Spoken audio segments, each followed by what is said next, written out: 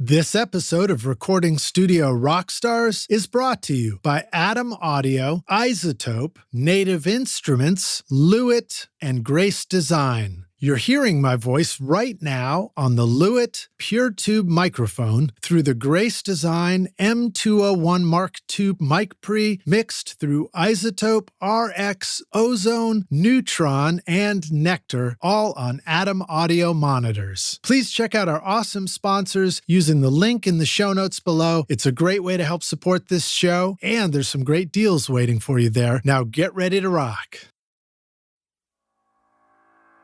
As you train your hearing, you start to be able to hear more and more things at once, simultaneously, and it's not conflicting with what you're doing. Gong ging ging, gong gong ging ging, gong gong ging ging, gong gong ging ging, gong gong ging ging, gong gong ging ging, gong gong ging ging, gong gong ging ging, gong gong ging ging, gong gong ging ging. Yeah, those are the two parts together.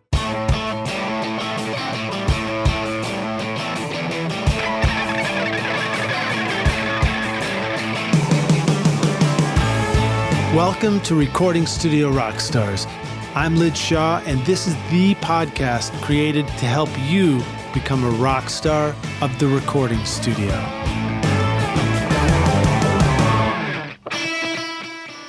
Hey, Rockstar, come on over here. I've got a secret to tell you. Want to know how I get a consistent sound mixing over 1,000 hours of recording studio rock stars? Well, my secret is using Isotope, RX, Ozone, Neutron, and Nectar to make this podcast sound great. Right now, you are hearing RX breath control, declick, declip, DS, deplosive, voice denoise, Ozone multiband compression, Neutron EQ, and limiting, all from Isotope. Use the secret code ROCK10 to get 10% off over at isotope.com. Are you recording your own music or other people's music in your studio, but you're having trouble figuring out how to get your mixes to sound great? Do they sound kind of weak or distant or lack punch and clarity? Well, I've got a gift to help you take your mixes from sounding like basement demos to sounding much closer to professional mixes. And it's my free course called Mix Master Bundle. This course will show you how to get pro-sounding mixes from your home studio with free and stock plugins in Pro Tools, and the best part is that these mixing techniques work for you in any DAW, whether you're on Logic, Cubase, Studio One, Reaper, anything you can think of. If you're ready now to make your best record ever, then go to mixmasterbundle.com to get started for free now, and you can find the clickable link in the show notes of this episode.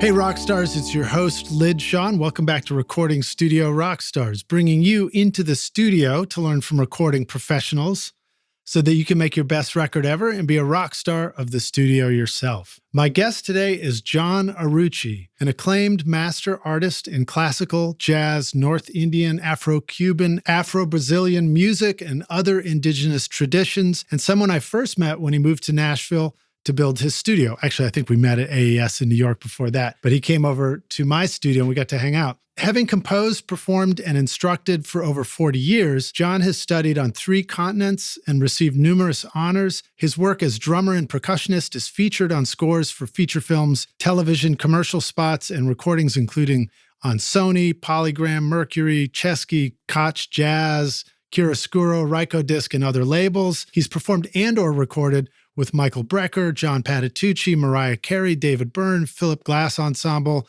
and for the Dalai Lama, Bishop Desmond Tutu, and many other dignitaries, and has performed at notable venues such as Carnegie Hall, Geffen Hall, Jazz at Lincoln Center, Town Hall, Merkin Hall, and United Nations. So a very impressive list of accomplishments.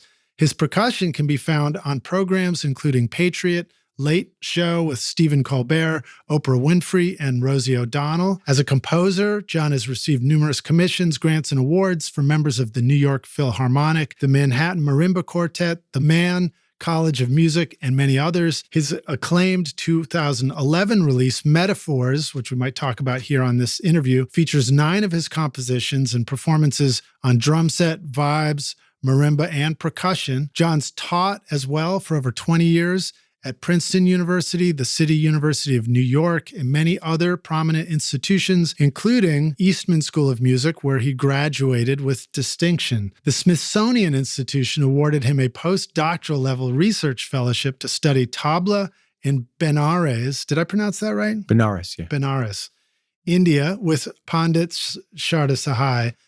He has also studied music in Brazil and Shekere and Agbe with the renowned Chief James Hawthorne Bay, and conga and Afro-Cuban drumming with Frank Malabe, and tabla with Robert Becker. Hopefully I pronounced some of those names properly. Basically, a really an amazing and exotic collection of experiences in music. He's basically done a tremendous amount of music, if that wasn't clear already, and finally landed here in Nashville, Tennessee, making himself available for in-studio and remote recording, live performances, touring, commissions, and master classes, one of which I recently attended at the American Federation of Musicians. That's where it was, wasn't it? Yeah. Yeah. To learn samba drumming, which I was just really blown away with that. John is masterful at just leading a room and teaching everybody. He taught half of the audience how to play one part and the other half how to play another part. Next thing you knew, we were all playing as a big group ensemble, and it sounded, to my ear, my new ear to this music, it really sounded pretty amazing. So please welcome John Arrucci to Recording Studio Rockstars. John, are you ready to rock, my friend? Yes. Yeah. I'm excited. I'm inspired. Glad to have you here, dude. And thank you for your patience while I set everything up in your studio. Right now, we are in Columbia, Tennessee, in your home recording studio, where you have an incredible collection of drum sets, percussion instruments, beautiful marimba, and other things set up. Do you have a name for your studio? Yeah. It's Sunflower Studios. Sunflower Studios, right on. We also have a Sunflower Cafe in Nashville, too. We had, the first summer we were here, we had about 300 sunflowers in the backyard we planted, and we do have them every year. I'm not sure if we had 300 this year, but that was the inspiration. Right on. Sunflower Studios. Right on. Well, this is a beautiful space. Some of the details here, maybe just tell us a bit about your studio, and then I'd like to hear more of your background in music. Well, when we came here 3 years ago today, was when we arrived in Nashville, we were looking for a place to live. We'd left New York in the middle of COVID, not because of COVID. We had already planned to sell our house, but wound up selling our house and just moved here with a couple of truckloads of things, no place to live, no real plan necessarily, no gigs promised. And when we were looking for a place, we were looking for a basement. I had good experience in New York with having a studio in the basement. From the perspective of isolation, especially for neighbors, you know, you're underground, and that solves a lot of the problems. And you're right playing away. Drums and percussion. Yeah, I'm playing loud instruments, and so it was difficult in the Nashville area to find a house with a basement. Is a bit of a challenge, and we wound up finding one here.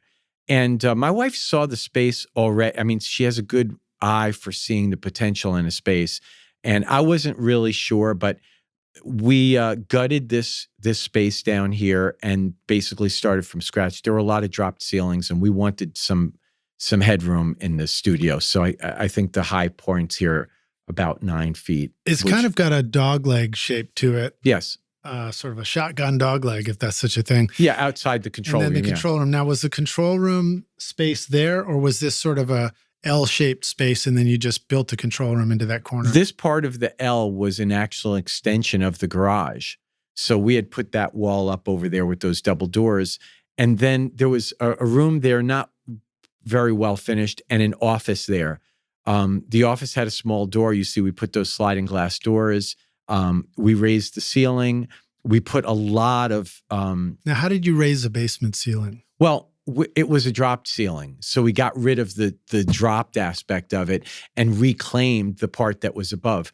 A lot of times when it comes to a basement, people just find it easier, maybe for the cost of heating and for other reasons, to just put a drop tile ceiling. So it was a little bit lower, not in this space in the garage, but in that space, it was lower than the lower part of that ceiling. Right. So clever. I think I can see that you took the places where there was existing ductwork and you let it drop just in those specific areas, but then the rest of it you were able to raise and up. also, so you get more volume that way. Yeah, and we also put some vibration mitigating material on the ductwork, because for those people in the audience that are listening, we did not have a forced air system in New York.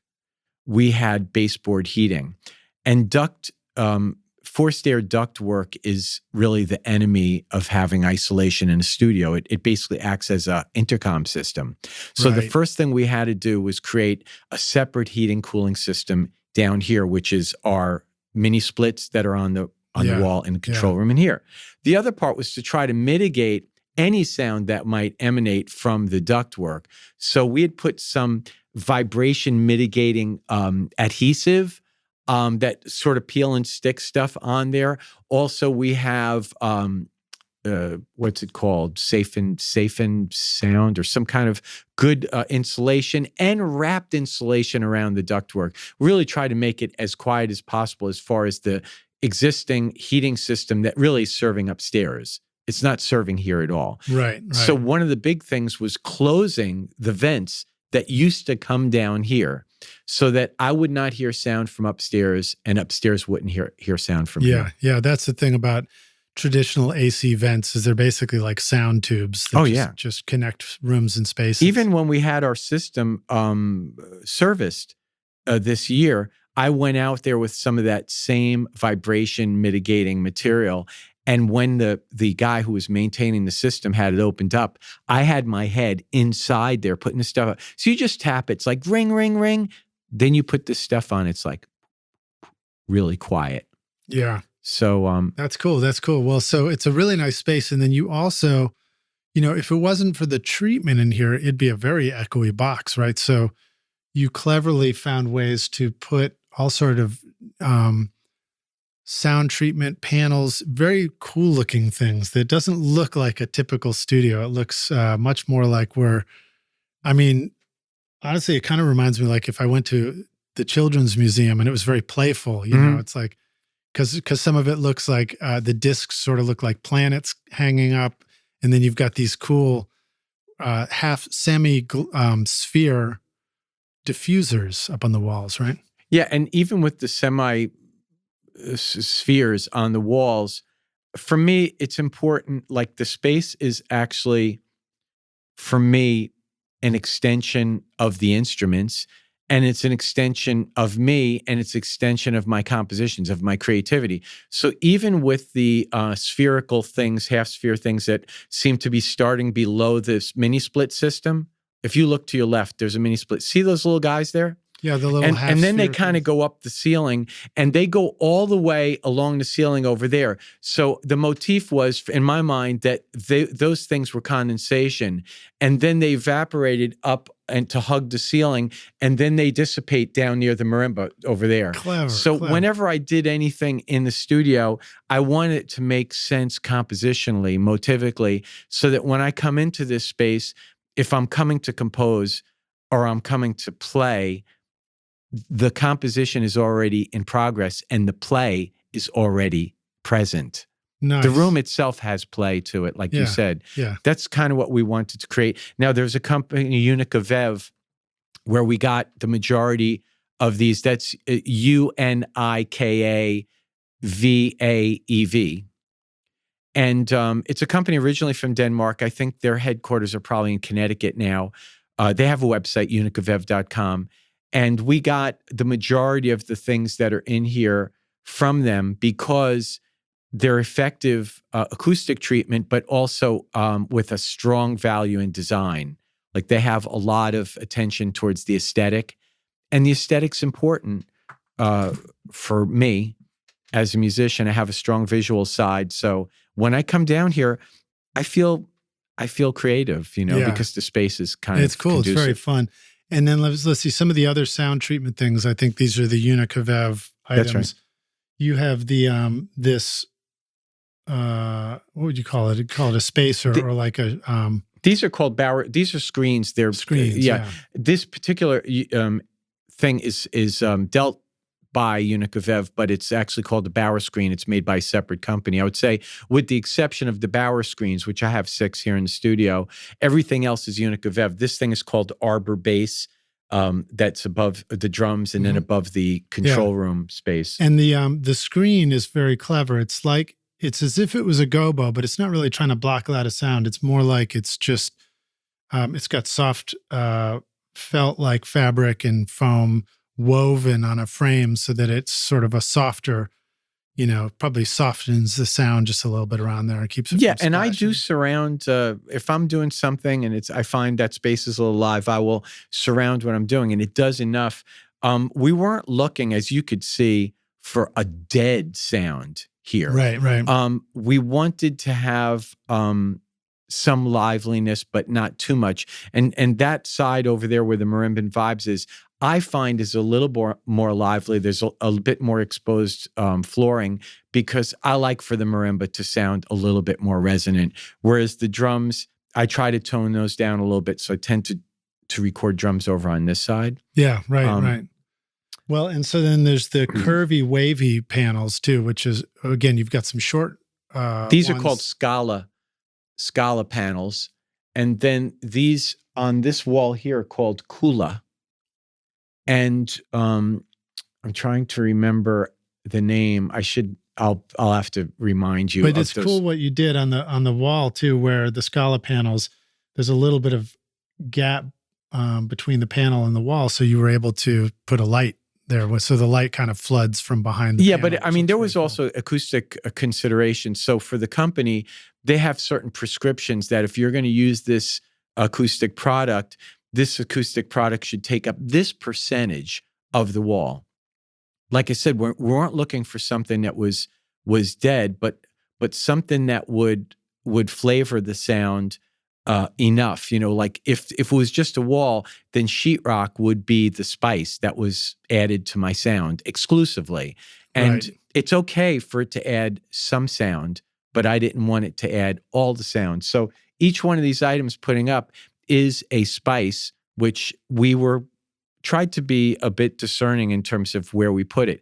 Didn't want to plaster the walls with stuff, but just kind of, as you would use a spice, use it just enough to give the flavor you're looking for. Well, and it also breaks up the space visually very nicely too. Yeah. There seems like the space actually feels much bigger in a way because there's so much depth created by all these, the breakup of panels and screens and stuff like that, which is very cool. Well, so let me back up a little bit and hear a little bit of your story, because you've done so many fascinating things, and I think that's going to be really fun to hear some of your travels and some of your adventures. Give us, as you feel like it, give us the brief arc of your interest in music and getting to this point now, or pick a few highlights. I know you've had some pretty amazing journeys along the way. Okay, I'm going to try to be brief because, we only have so much time. But my older brother, who's about 3.5 years older than me, had an intense interest in music. He has an enormous record collection from pretty young. So I remember him letting me know that there was a group that was going to be playing on television on the Ed Sullivan Show when we were kids. And I remember him showing me the picture of these guys in the TV guide, and it was the Beatles. Nice. And, for him, maybe a little bit less for me, that was sort of the beginning, as it is for many musicians in the country that are around my age. So my brother started singing in a rock band, and he bought an amplifier and a microphone. And by the time I was in 6th grade, I met some other kids that wanted to play music, and my brother had an amp and a mic, so I just said, I'll be the singer. So I started singing in a rock band, but quickly found that I was more attracted to the drums. And so I started playing the drums in a rock band and eventually wound up taking private lessons with a teacher that was in town. Started working when I was very young to pay for lessons. And like caddying or doing construction in the summer to pay for if I worked all summer, that would pay easily for my lessons. And where was this? This was in White Plains, New York and Ossining, New York. I was born in Bronx, New York, and I was raised in the New York City area. White Plains is probably a half an hour from the city. Osting a little more. But and what decade was this? I was born in 58. So, I mean, my formative years would probably be like solidly the 60s and then maybe half the 70s. Yeah, right. I entered college. I graduated high school and entered college in 76. You look so young too, man. Hey, thank you. We're probably going to have to ask you some questions about how to live long and eat and stay young too. That's nice of you. Thank you. I like to think that music is good for that too. It's good for staying young, but not for everybody. It depends on how you treat yourself the rest of the time. Yeah, thank you. I appreciate that. So my older brother was inspiration, and I started doing the drums in a band. And I remember there was a time in high school when I realized, it was a moment in time that I can recall, I just had a realization that what I was a musician. Like, that's what I was. So I was playing in the orchestra in school and the wind ensemble and so forth, started to be attracted to percussion. My first drum set teacher got me started on xylophone, and then we started playing. I started playing vibes. I bought a used vibraphone. So now in high school, I was playing in jazz groups and funk groups on drum set, but also on vibes. And that was a lot of fun. And when I realized that I wanted to do this professionally, and because I'd also been attracted to orchestral music, to classical music, if you will, I started studying when I was a senior in high school at Manhattan School of Music in the prep division, and had a great teacher, Jim Price, who really taught me a lot about sound production on instrument, about phrasing, some of the nuanced issues in being a musician that you don't always get in drumming lessons, because we were playing Bach on marimba, and we were playing, wonderful timpani music. And even on snare drum, which is a great instrument, the phrasing, the duration of notes, the direction of the music was something that he emphasized. So while I was with him, he was an Eastman graduate. I was attracted to Eastman because they had classical training and a really well-regarded jazz program. So I prepared and got accepted to Eastman, went there, graduated in 4 years, participated in the jazz ensemble and wind ensemble and orchestra for those 4 years. And while I was at Eastman, the first year I was there, a group from Toronto called Nexus Percussion Ensemble came to town. One of my former teachers, Bob Brecker, was a member, and I was attracted to the eclectic nature of what they were doing.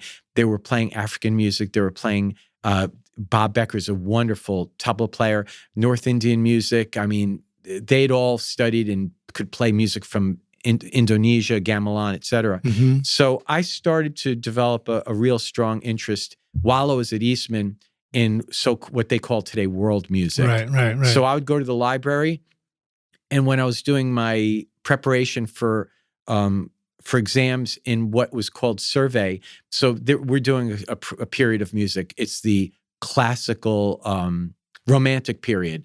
So you're listening to a bunch of different recordings. And back then in the exam, this is kind of like folkloric stuff, but it's true. In the exam, the teacher would drop the needle onto a record. And when you're sitting there as a student, you needed to identify what piece it was, who the composer was, what the movement was, and the significance of the piece in that period. That's a trip. I had a teacher who would do that to us in grade school, but just to say, can you identify the instruments that you're hearing right now? Which was a good start. Yeah, and so when I'd go to the library, because you're in a certain period, like the romantic period, all of a sudden you'd start to get a bit dull in terms of your hearing ability. So I would go into the Sibley Music Library, which I understand is really the second or third largest music library in the Western Hemisphere. And I would look for music that I could listen to clear the palate, clean the palate, so to speak. So you listen to romantic periods. So I'd grab something from Nigeria, or I'd grab Javanese gamelan, or I'd grab music from the Middle East, or, something that was entirely different, so that when I went back to the romantic period, it sounded fresh and my ears were being a bit more discerning at that point. And that was the beginning when I was listening to Ali Akbar Khan with Madhurpurus Misra on tabla, and I was hearing this music and I found it I felt ecstatic hearing this beautiful, gorgeous sounds that were unlike what I was doing at school. Yeah. And that gave me a sense of more of a global approach to music. I developed a love also. I started studying Afro-Cuban drumming at that time during the summers. I got a grant to study with Bob Brecker in Toronto every couple of weeks from Eastman. So I'm like simultaneously studying Afro-Cuban, North Indian while I'm at Eastman. And when I was there, I actually applied for a few grants. There were two real champions of me at Eastman. That was Ruth Watanabe, Dr. Ruth Watanabe, who was the head of the Sibley Library, found what I was doing fascinating. She'd see me in the library, the kind of music I was taking out. And she introduced me to Robert Freeman. Unfortunately, both of these individuals are deceased, but Robert Freeman was the director of Eastman at that time. And he invited me to his office. And I brought the tabla. He told me to bring them, and I played for him. And he actually just became a champion for me. He had encouraged me to apply for that grant for Smithsonian Institution, which was a postdoctoral grant. And I applied, and I won the grant. So I wound up going, after I left Eastman, I was home for maybe a little bit less than a year. And then I went to live in India. So when you were at Eastman, that was undergrad, or that was undergrad and doctoral? That was undergrad. So are you saying that you were able to get a postdoctoral without the doctorate? I'm saying that I won a postdoctoral research grant with a bachelor's. Actually, amazing, right? Yeah, so I applied for it before I even had the bachelor's degree. That's amazing. So that was cool. And it was heady because when I arrived in India, they greeted me at the airport, a guy to pick me up, with a placard that said Dr. Arrucci. I was 22. It was very funny, actually. That sounds like we could start your funk band just on that name alone. Dr. Arrucci, yeah. Look, if you're like me, then you love having cool instruments in your studio, right? No matter what style of music you make, Native Instruments gives your studio all the instruments and sounds you need, from drums, loops, and beats to the coolest synthesizers, realistic strings, guitar amps, and futuristic synth pads. I love recording and tracking real bands in my studio, but then adding awesome overdubs from Contact, Massive X, Super 8, Battery, Guitar Rig, and Hybrid Keys, for example. Use the code ROCK10 now to get 10% off, or get Complete Start for free today with a bundle of 2,000 sounds and 6 gigs of samples, all over at nativeinstruments.com. Well, that's an amazing backstory. And so let me interject a couple of questions before we keep going on that. What were some things you noticed right off the bat about the difference between some of these, Afro-Cuban beats and Indian appreciation of rhythm versus traditional Western classical? Did you start to come up with adjectives to describe the difference between those things? Well, it's a great question, because I would say, especially with the Afro-Cuban, more so than the North Indian, but in Western music, especially in classical music, there's this connection to notation and to notational systems. And so I had a natural inclination to want to notate things that I was studying. And I found, especially with Afro-Cuban music from the African diaspora, let's say in general, that it was a good, okay reference in some manner, but could be misleading. Yeah. That there were some things that were really impossible to notate. And I remember my teacher at the time saying, you can't notate a feeling. The relationship to time falls in the cracks or inside the grid of what we see in Western classical music in terms of these subdivisions of eighth notes and quarter notes and 16th notes and triplets. And sometimes there'd be rhythms that you'd be playing. In order to capture the real feel of it, you had to discard any inclination towards notation. Yeah, and that's something that I think we all experience in this computer world of making music too. When you try and, the computers have really introduced us to precise alignment of rhythms and beats and the way music goes together and quantization and things like that. And in a way, it certainly introduces a whole new a whole new form of music that can be appreciated, but at the same time, it's very easy to miss the point on a lot of the way music feels, the way with what you're describing, which is cool. And I remember you bringing that up in the samba drumming class that you were teaching. I don't quantize things here in the studio. When clients send me tracks to record, I don't edit. Like I record because it's important for me as a performer and as a player to keep my chops together in terms of locking in with the groove, et cetera. So I do a take. And if it's not a perfect take, I do another take. I mean, that may be a waste of time in some people's regard, but I want a full, natural, grooving performance. I don't want to go back and have to move every note to the left or to the right. Because, that's not why I studied these instruments all these years. Otherwise, I just program. But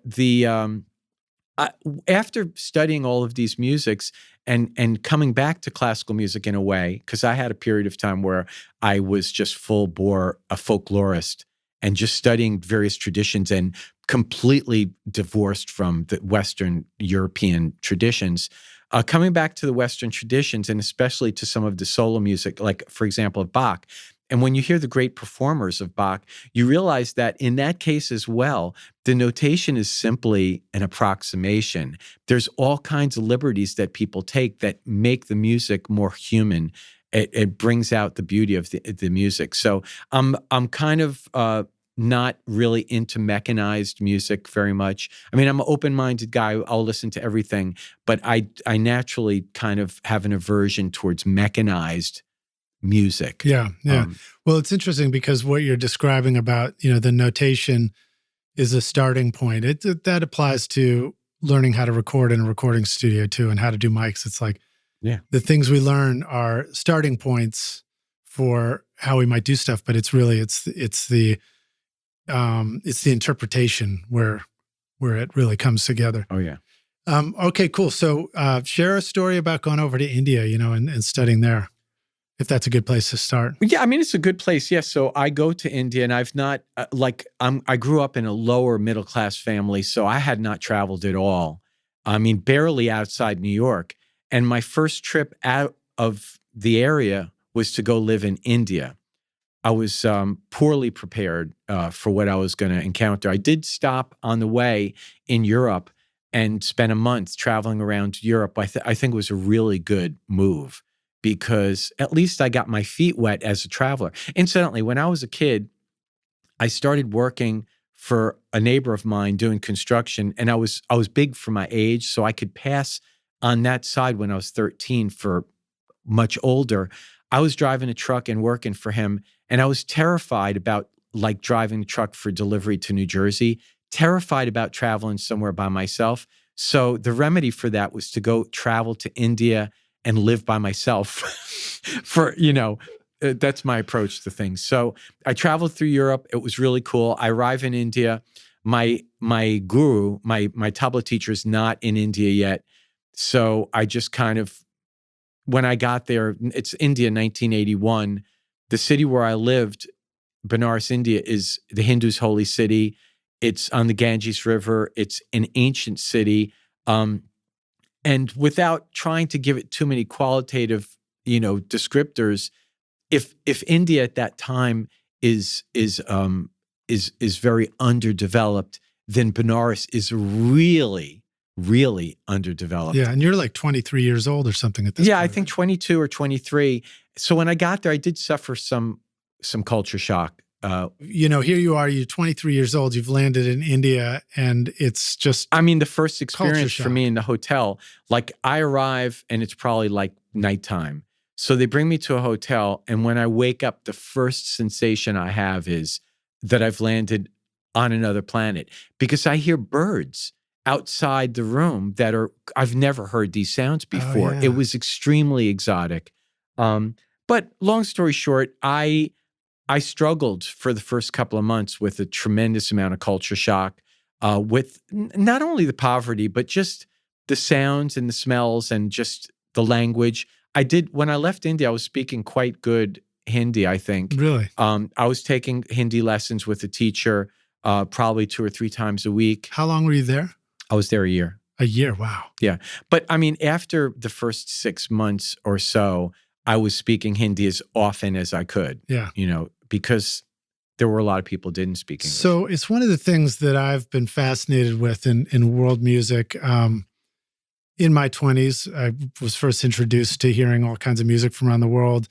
And I'd find myself listening to, there was a guy who was going and making records in Indonesia. There were records coming out, what was it called? Like the Secret Museum of Mankind or History of Mankind or something was a series of records out of a label, Northeast label. And one of the records I remember listening to was Pygmies, tribes sort of singing together and everything. And discovering that the sound of the music they were making came directly from the sound of the insects and the animals that live there and stuff like that. And it was very striking. You think about mechanized music and it's like that often comes from the cities, where things are mechanized. So talk a little bit about, learning that relationship between the sound of a part of the world comes from the sound that was already there. Yeah, that's true. And I taught a class called Traditions and Innovations, which was really about drawing the parallels between a lot of these different traditions and the things that they actually have in common.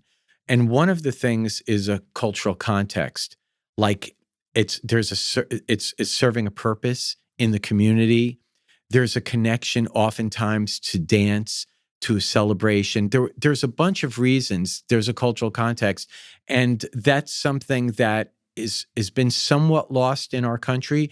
Even in European tradition, there was cultural context for a lot of music that was happening. Nowadays, this whole notion of having performers that are on a stage and then an audience that comes to hear them, there's less of a clear separation in a lot of traditions between the performers are very much respected, but they're kind of walking amongst the people and kind of interacting with them. And many times in India, for example, the audience gets very much involved in the performances.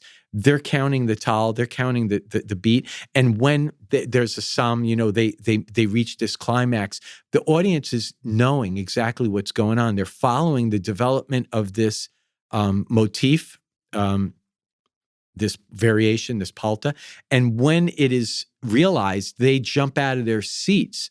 So the audience doesn't sit quietly. They're often yelling something. And that's even when there's an audience. Sometimes the audience are participating on some level. I had heard that one of my mentors, Brad Jones, took a trip to India.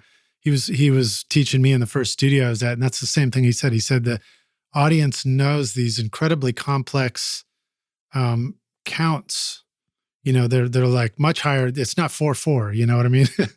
And so they know when it comes back and starts again and reaches the one, everybody sort of really gets into it. So I've never experienced that. I'd love to see that. Also, concerts go on. Like my teacher, who was a star in Benares, he would often go on last, but those concerts lasted 8, 10, 12 hours. Wow. But I couldn't take a chance and show up and miss his performance. So oftentimes I would get to the performance space at 7 or 8 p.m., but he wouldn't start playing until, let's say, 5 or something. Like the sun is coming up and now he's doing his performance and I'm so tired. I want to go to sleep, But so how does it work? I mean, why is there a mismatch between what feels natural for you and what feels natural for them in that situation? Well, because I'm not Indian. So I didn't grow up in that environment. And I suppose, I don't know what kind of preparations they made. Maybe those people, that were going to go to the concert napped during the day, or maybe they're just used to doing it. But, our mindset for going to see a concert is you go to a concert and it lasts 2 hours and then you leave. That's not the mindset in India in a classical concert. My teacher might play for 2 or 3 hours by himself, and he was one of many people performing.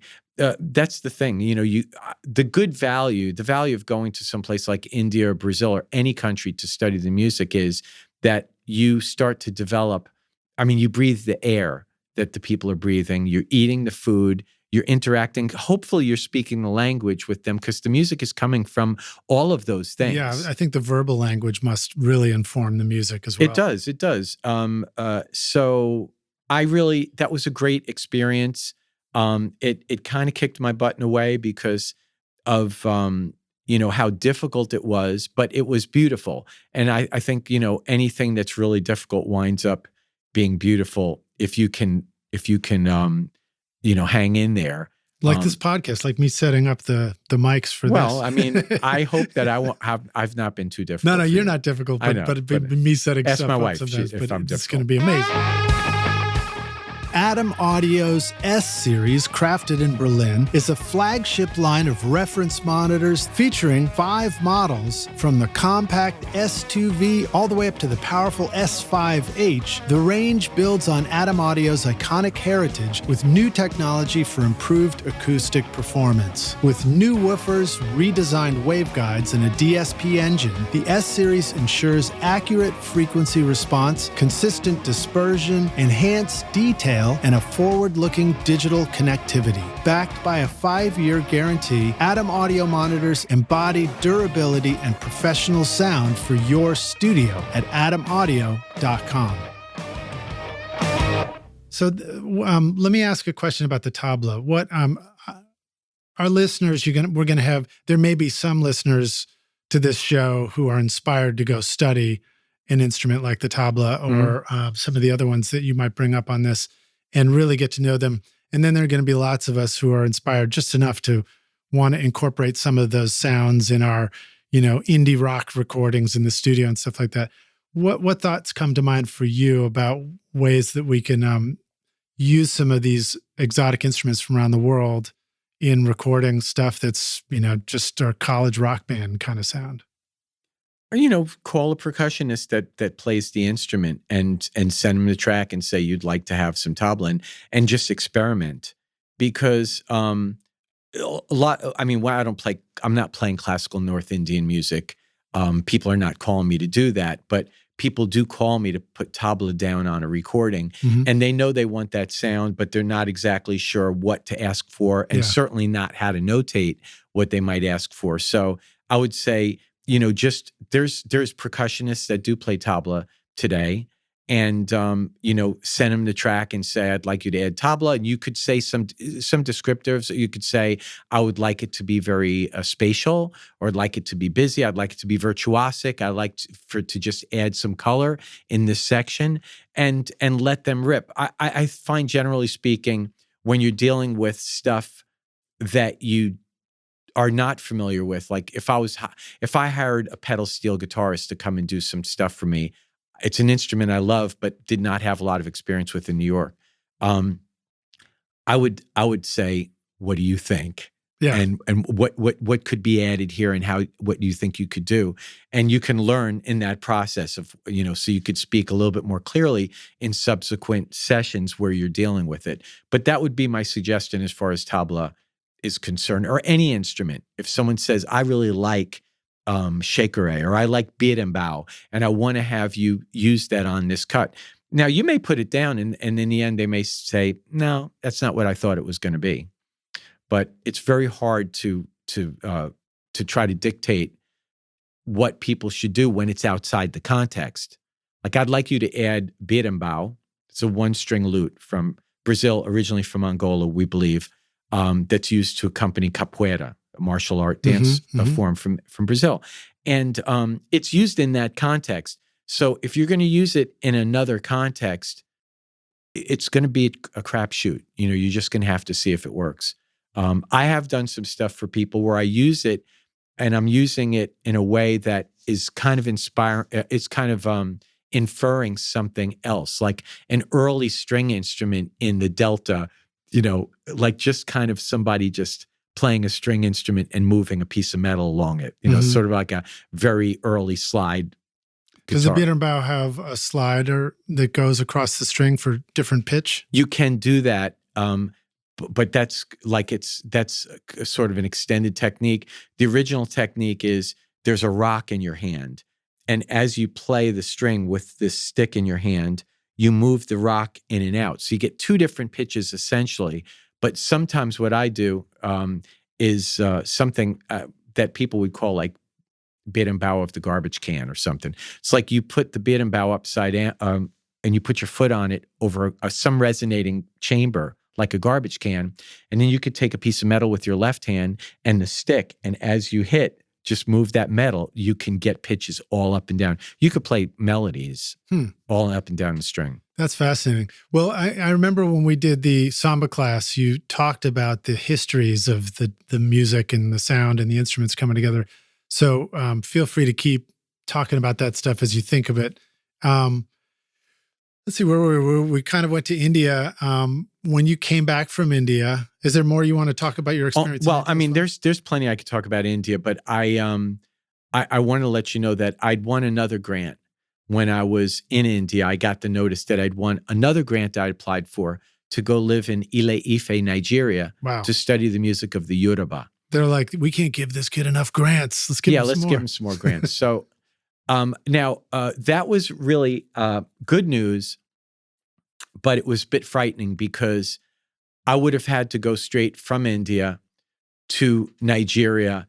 And, I loved being in India. It was a really interesting experience, but I needed a break and I wasn't even sure. I would do it. I would definitely do it because I won the grant. But like going from India to Nigeria felt a little bit like frying pan into the fire. Can I just go home for a minute? Can I go have some mom's cooking? Anyway, I got a message. And look, I love Nigerian music and I still would love to go to Nigeria to study what I wanted to study. I got a note while I was living in India from maybe from the university or from the Nigerian government, but it said that the course program that I wanted to do of studying Yoruba music there at the University of Ile-Ife was no longer available. So then the organization that had given me the grant, which was the Rotary Foundation, they sent me a note saying, well, first of all, thank God, I'm not going to go right from India to Nigeria, although Nigeria is a beautiful place.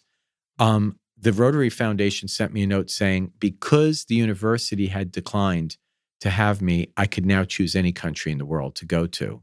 And they with this next grant. They would pay for everything. Wow. So Cuba was always my first choice, but Cuba is not a place that the Rotary has a presence and so forth. And so I chose Brazil and Salvador Bahia, Brazil, because there's a strong Yoruba culture in Brazil. In Salvador is the original slave port. There's a tremendous African presence there in terms of culture and music and even language. I studied Yoruba while I was in Brazil. What is Yoruba? Can you spell that for us? Yeah, it's Yoruba.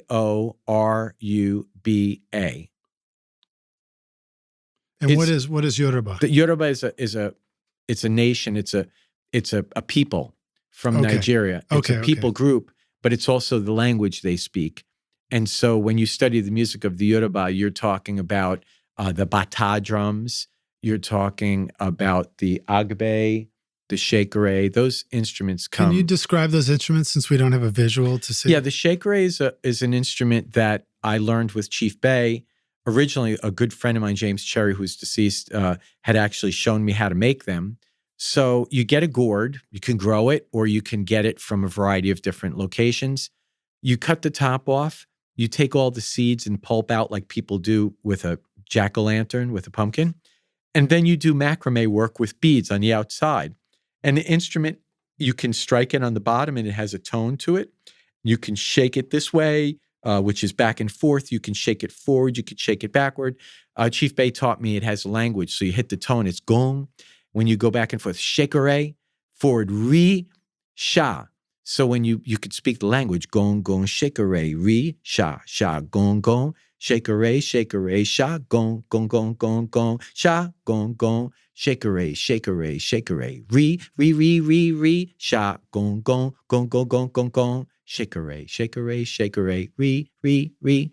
That's great. That's beautiful. And there's I don't know if my internet's working well enough for me to see that. Let me see if it is. There's a video that we've included in the show notes, Rockstars, a YouTube playlist, as well as a audio playlist over to Spotify to hear John's records. But there's one video I think you're performing. And James Cherry is playing conga. It says JJA 720 M2T. I don't know what the title was, but it's amazing. Oh, thank you. And you're dancing around with the shaker. I'm having it's fun. Like the coolest looking thing. And it made me think to just ask you about that. Like, I feel like you learned how to dance with learning how to play music. No, as well. I wouldn't say I'm a great dancer per se, but like when you play the instrument has a dance to it. Yeah. And so when my teacher is teaching, Chief Bay was teaching me shakere, the instrument is a directional instrument because it's like a trumpet, right? It has a mouth. So because it's directional, there's a kind of a science, if you will, or an approach where when you're playing the instrument, you constantly change the direction so that people will be surrounded by the sound. It won't be coming at you from one direction. So because you're changing direction of the instrument, and it's not like it's making your body move, but because you're playing, your body's going to move as well. It's fascinating too, because we now, like, the next generation of mixing are these immersive surround kind of approaches, and you're talking about the appropriate use of percussion instruments as sort of a surrounding experience sonically too. Well, it's because these instruments in their cultural and let's say religious context have a purpose, and the purpose is better facilitated by a surround sound experience. That instrument is used in the religious tradition to initiate possession. It's not something that I do, or it's not my religion. But when you study an instrument, and especially when I was studying the instrument, you want to be respectful. I actually played ceremonies years ago because people liked the way I played the instrument. I reached a point where I realized that it's not my religion, it's not my belief system, it's not appropriate for me to do that particular thing. However, it's all part of the learning experience. I'm glad I did it. I'm glad I'm not doing it now. But the instrument is used to facilitate something. So it's making things happen.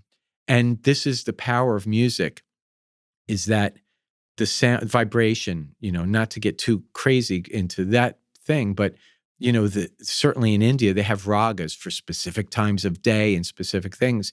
And certainly amongst the music of the Yoruba people, there are things that they do, gestures, sounds, rhythms, etc., that have been constructed for a specific purpose to get a specific result.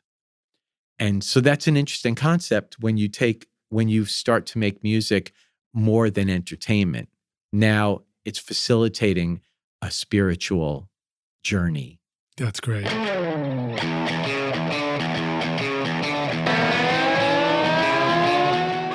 I am massively impressed with iZotope Ozone.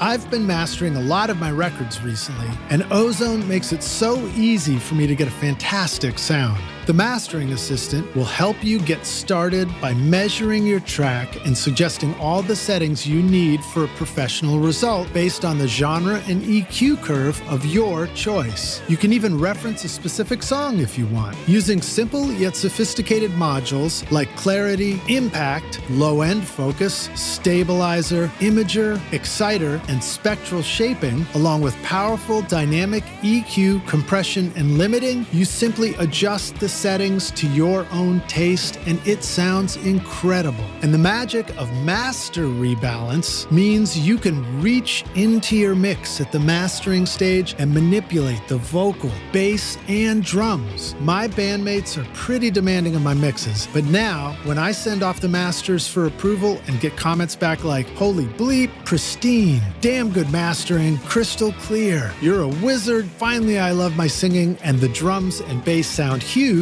well then I know I'm doing something right. So check out the newest Ozone, RX, and all the other great apps at iZotope.com and use the code ROCK10 to get 10% off.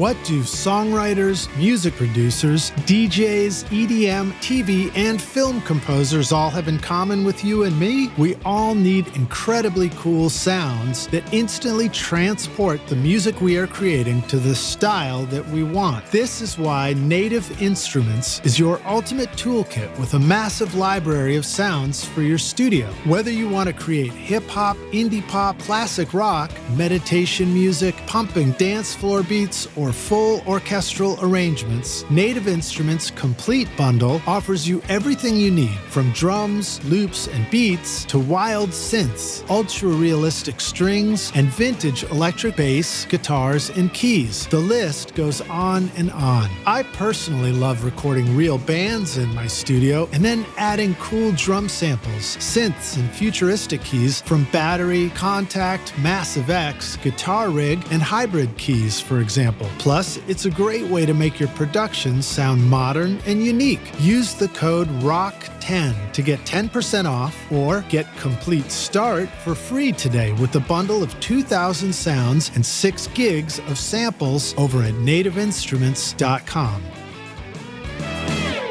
Hey, Rockstars, we're back now for the jam session, aka the second half of the show. My guest today is John Arrucci, joining us here we're actually in his studio, in Sunflower Studios in Columbia, Tennessee. Beautiful place on a beautiful day.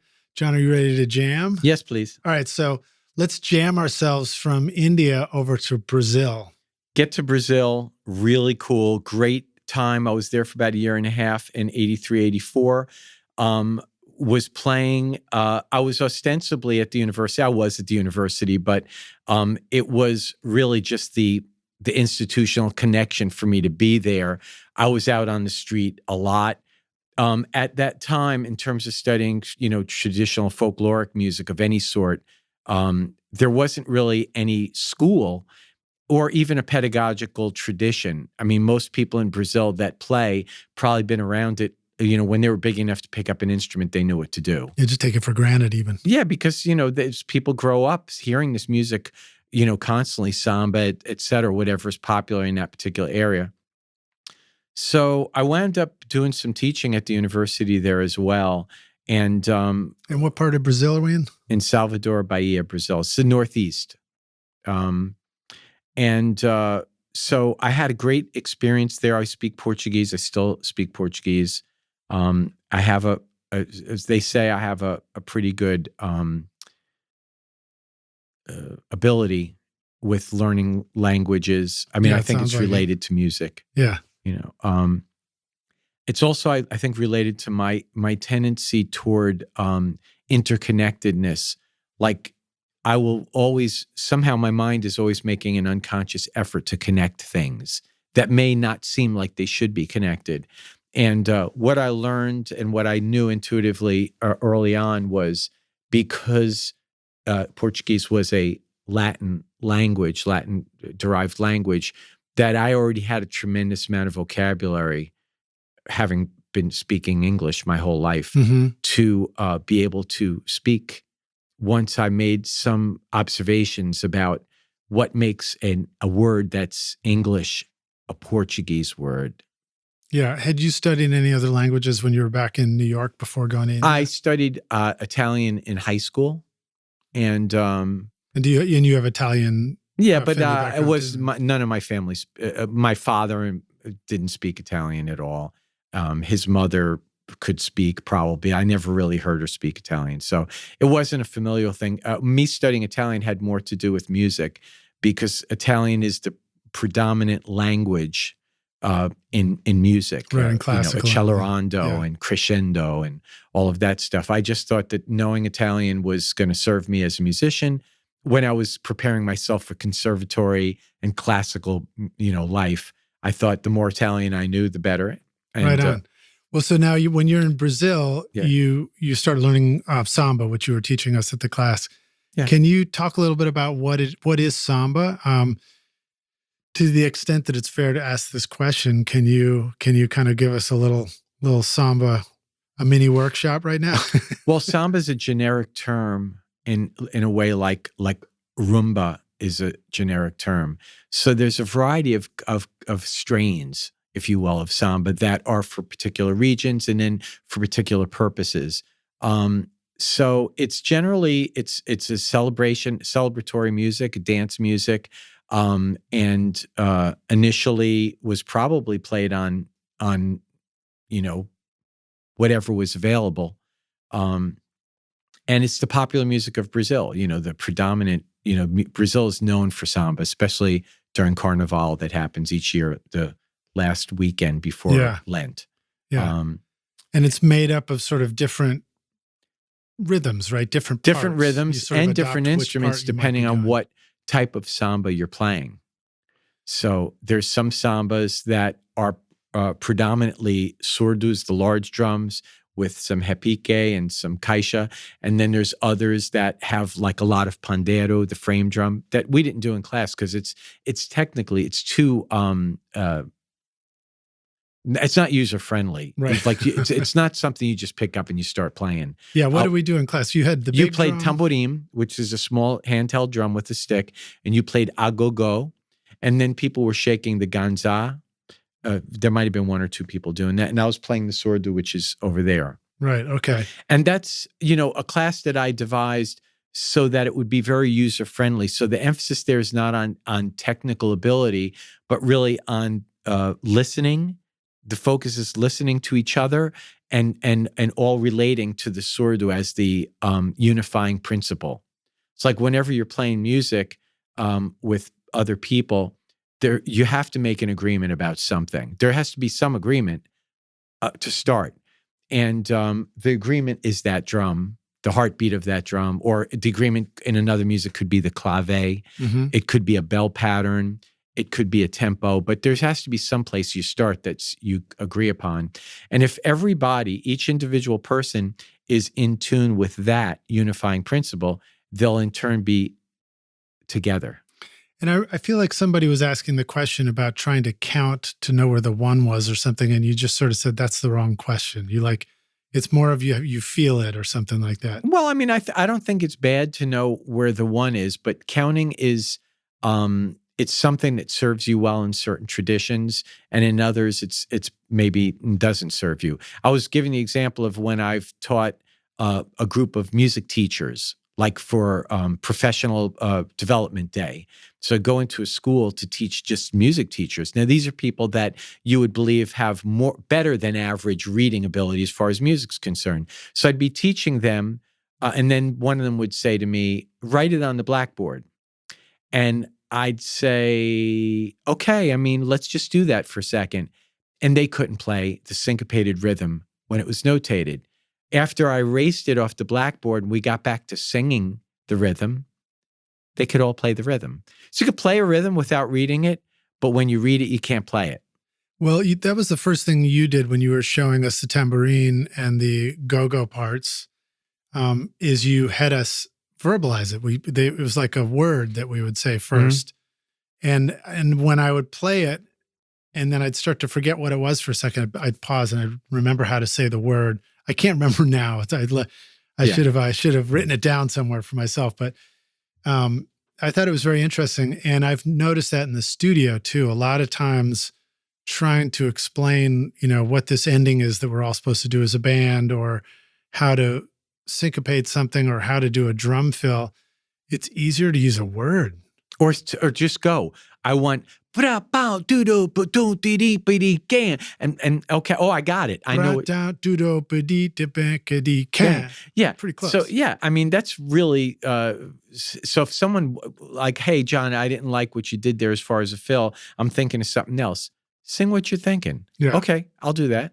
Well, so we'd call drum fills like blick 'em, black 'em, blick 'em, black 'em. Could do that if you want. Or bucket of beans. There's a tradition in India. When I would be studying with my teacher, he'd walk around the courtyard and he would say, Gina, te, te, te, te, Gina, te, te, Gina, Tina, Gina, te, te, te, te, and then he'd say, go practice. We were hardly ever near the drums. In Western music, there's a tradition called solfeggio, where you're constantly learning music by singing it first. We look at music and you can just sing it without having heard it, by knowing the intervals and being able to attach the do, re, mi, etc. So that was good. And in Brazil, I did my thing. I had fun. It was exciting. I think it was a successful time. And then I went back to live in New York. I moved to Brooklyn, New York, started kicking around. I wasn't focused on what I wanted to do. So I kind of stumbled around. I wound up playing at Alvin Ailey, playing a lot of dance classes, and was just doing various kinds of gigs, but not with the same kind of intention, let's say, that I have now. I knew you wanted to talk about that later. We could talk about it.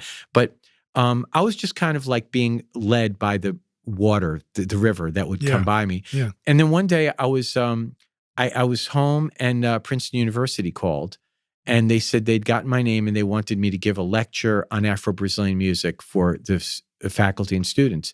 And I went and did the lecture, about 3 hours long.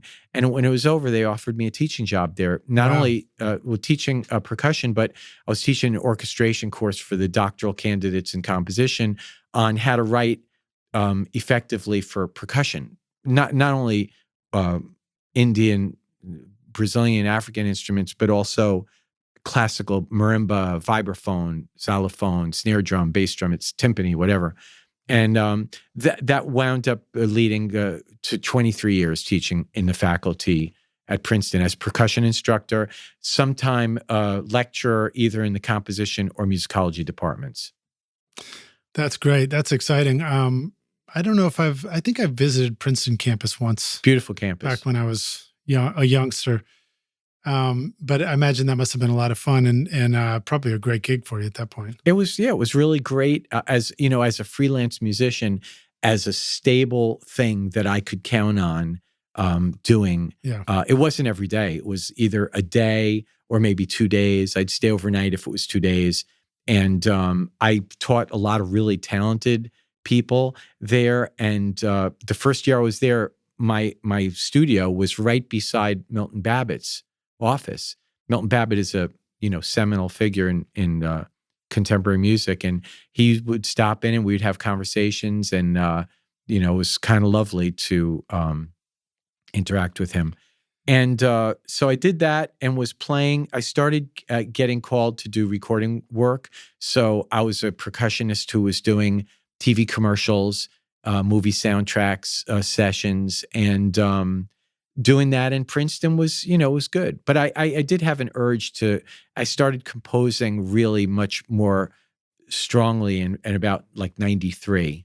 Mm-hmm. Well, you watching you play vibes and all the other melodic instruments, like you clearly have like a very advanced understanding of music and musical theory, and in your jazz compositions as well, metaphors, for example, your record.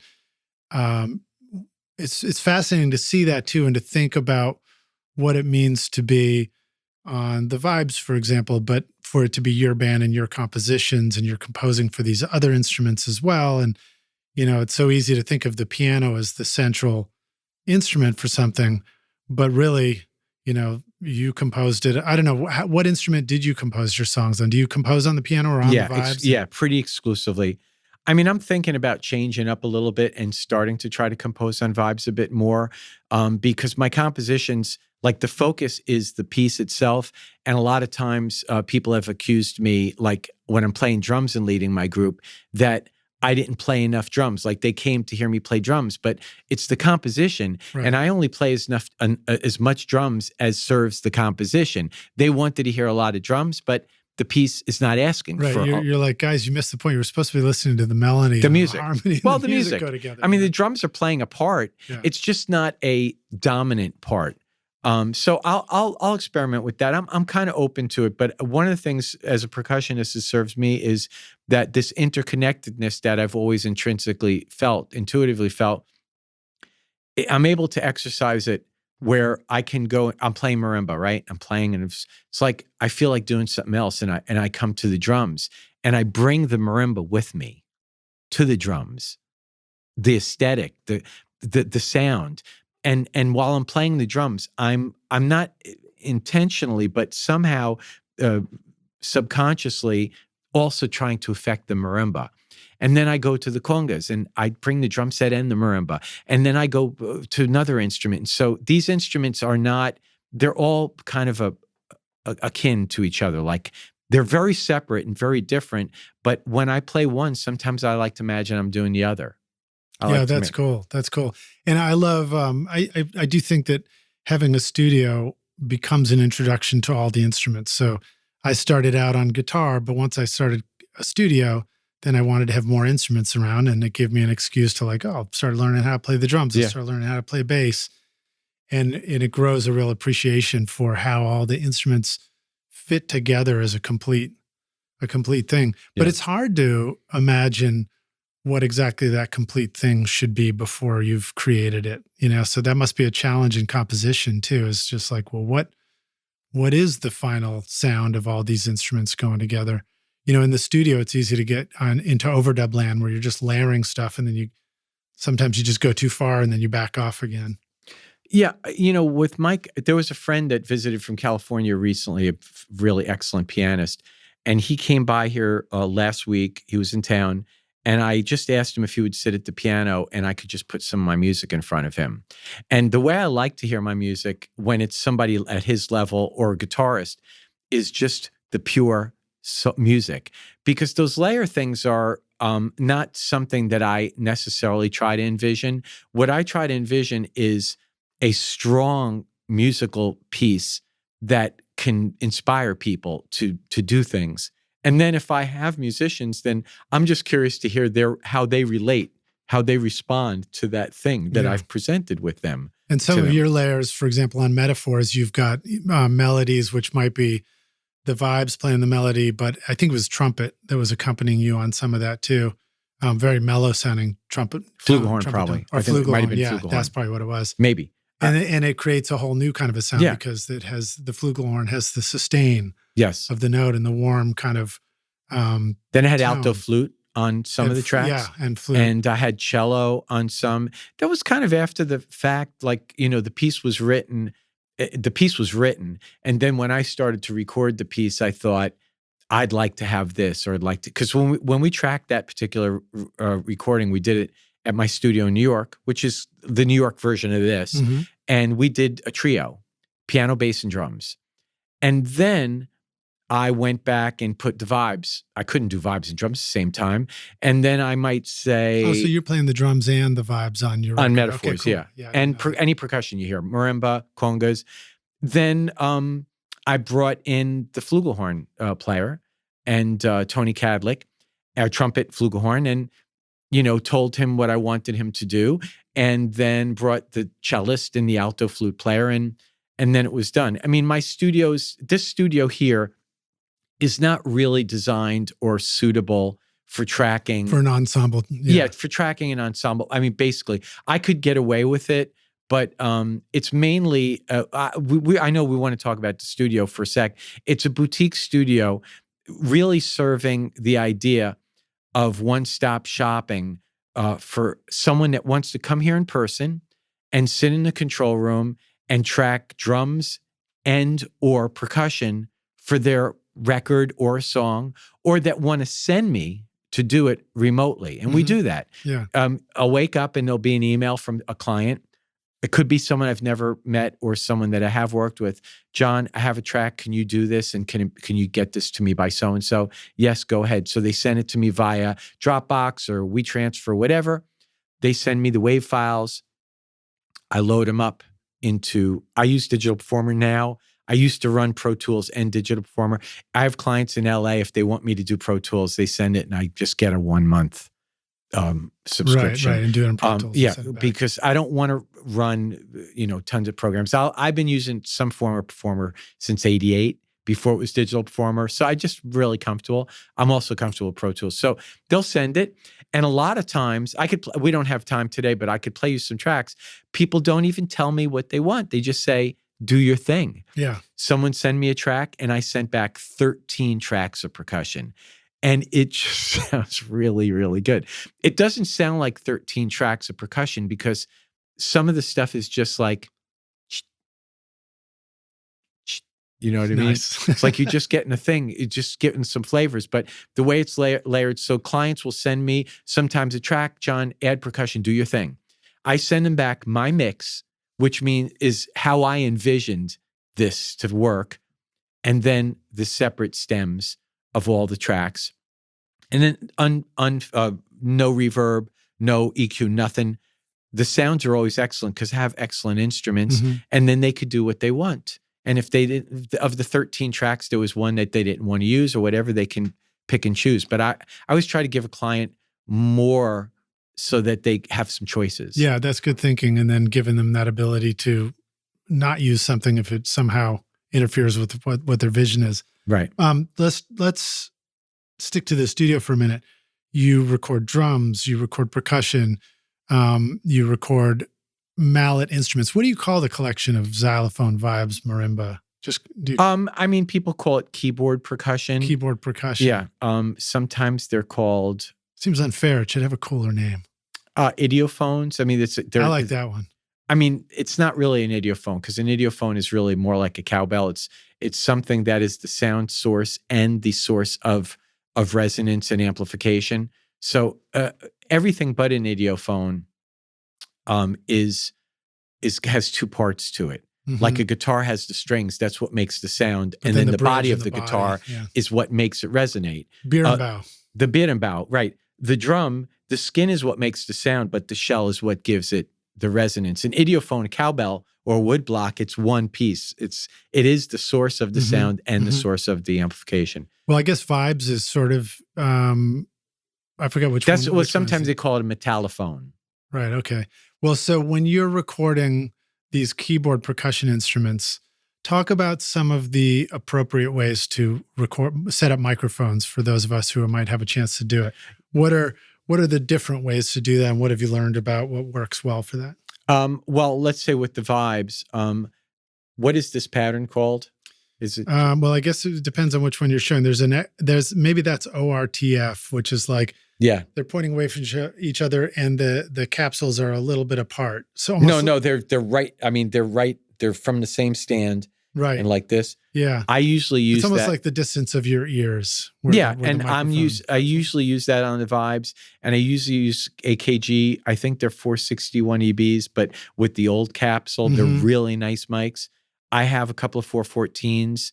I think I use those other mics more on the vibes, just like that. And it comes out, if you listen metaphors on vibes, I mean, that's a really great vibe sound. Yeah, it is. And that's it. I keep it simple here. I run a ULN8 metric halo. I'm kind of an endorser. And it's got 8 inputs. I mean, for my purposes, I rarely use more than 2 inputs for anything that I'm doing here for the tracks that I do. Sometimes I set up those 2 441 EBs and I do everything with them, either mono or stereo. So the 461s, those are small diaphragm mics, I believe, right? And the 414s, of course, are a larger diaphragm.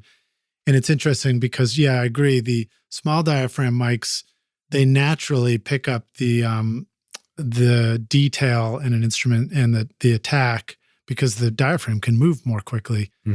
So it makes sense that you might really appreciate those. Those probably have the detail of even a soft mallet hitting something, it probably picks up just the right amount of attack, whereas the 414 might sound a little different. Yeah, it's all been intuitive and trial and error because, like I said, I'm not a real. I mean, I know you came to interview about the studio, and I do have a studio, and we do record here, and we record a lot. But I'm not the guy that studied acoustics or knows all of the. I mean, I do have a lot of nice condenser mics. I do not have any ribbon mics. I'd love to experiment with them. I have, some SM57, what do you call those? Right. Oh, the Shure SM57. Yeah, but dynamic mics. Yeah. Yeah, I have a bunch of those as well. And I have a bunch of PZMs also. I think I have 4 or 5 of them. Yeah. So I think you'd love ribbon mics. I think ribbon mics would be. I think I'd like to mess with them, but for the time being, it's all good. There's just so much to learn, on instruments, about music, about the studio recording. It's just, I don't see how anybody can be bored ever in music. It's just, there's too much to learn and it engages you completely.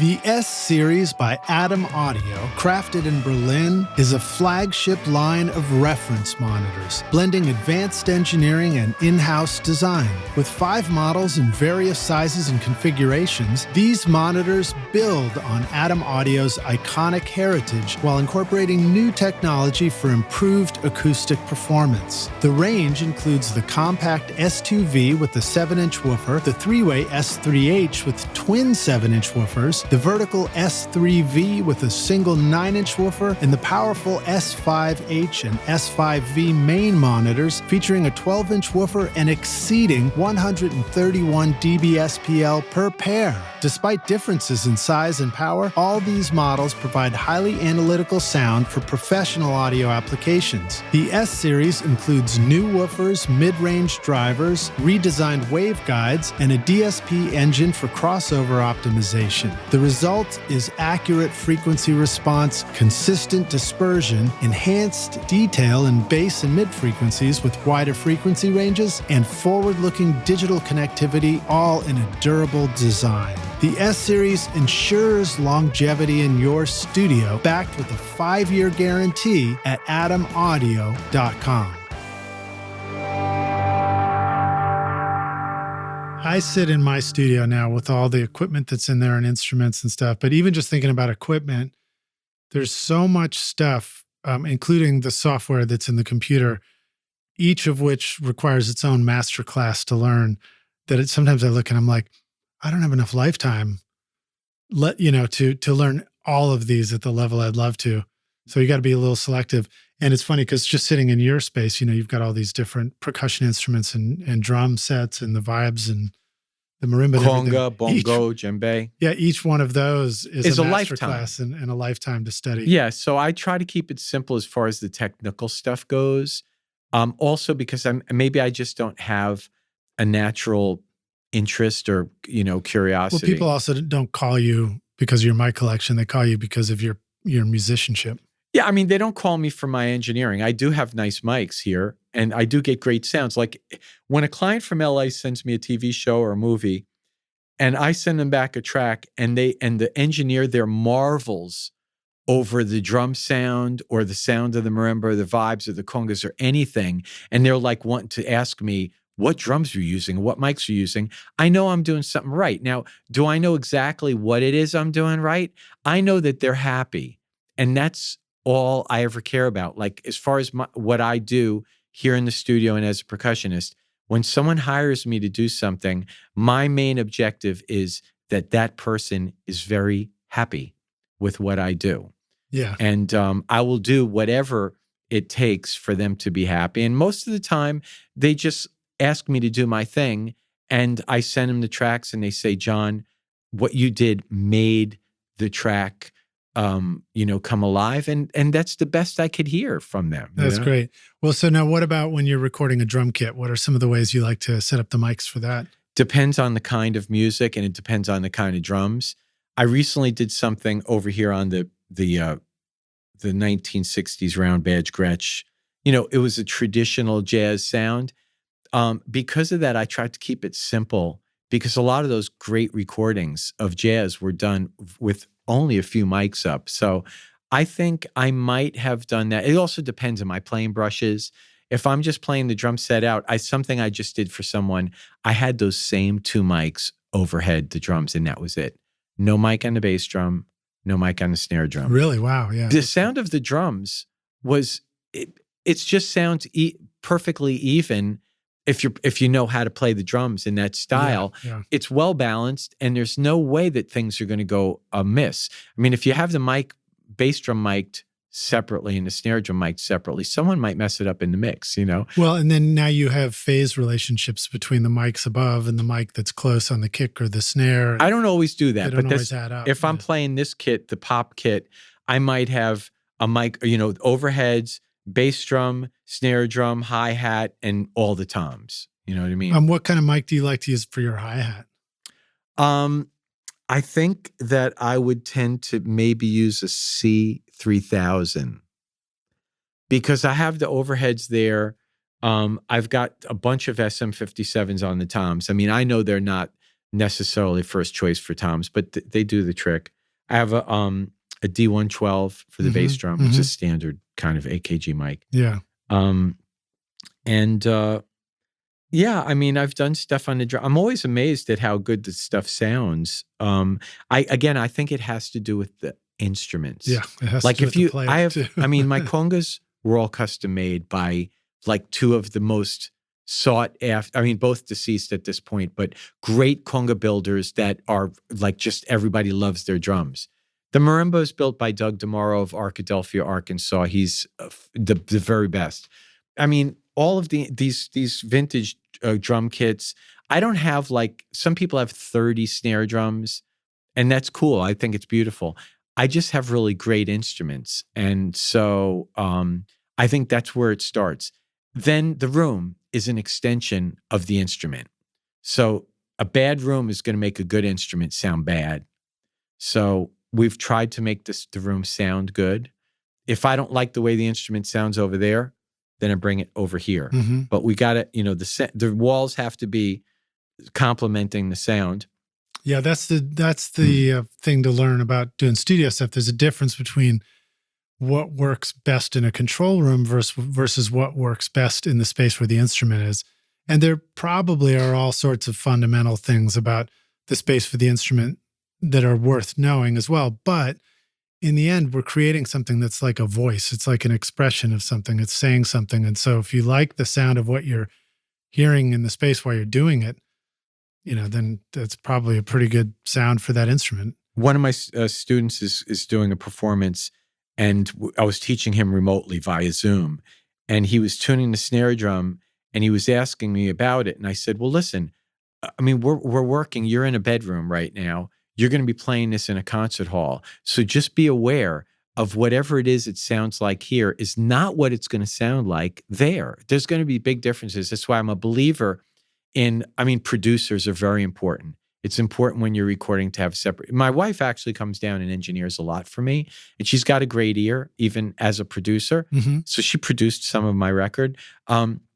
It's important to have a separate set of ears, understanding that what it sounds like over there is different than what it sounds like over here. Even the marimba, the first time my former teacher, Jim Price, came to my house to see that marimba, when he played it in my old studio in New York, was the first time I really felt I heard that instrument, because it takes space for the sound to open up. When you're right on top of the instrument, you're hearing the early stages of the sound. But across the room, I was hearing something it just was so much grander. You'd think on top of the instrument it would sound bigger, but it needs some space. Right. It needs the bass needs to, or the sound needs to bloom before it hits the mic. Yeah. So it's nice to have a producer, if you can, somebody with a separate set of ears to give you some feedback. And also, like if I'm doing a performance somewhere, if I have someone I trust to hear out in the audience, because that's what it's important to me, what it sounds like on the receiving end. Yeah. Like I want it to sound good where I'm playing, but if it sounds good here and bad there, I'm not really suiting the purpose. Well, I was thinking about that just recently because I was listening to, I think I was watching a demo of digital piano sound in, computer sampled one, and it was playing the sound, but the sound was like what you would experience in the audience of a piano on stage. So it's a very impressive sound. But my first thought was like, I was like, but wait a minute, if you're playing it, it's not going to sound like that when you're sitting at the piano. So it reminded me that there's a real difference between in what you're describing, that we should try and remember to be aware of that. Like there are some things that we might want to make it sound like we're sitting at the instrument while we perform it. But the moment we sit back to listen to it, we need to put ourselves in the audience and give ourselves that perspective on the sound too. That's one of the problems or challenges when you start to deal with technology, because so much of it is so contrived.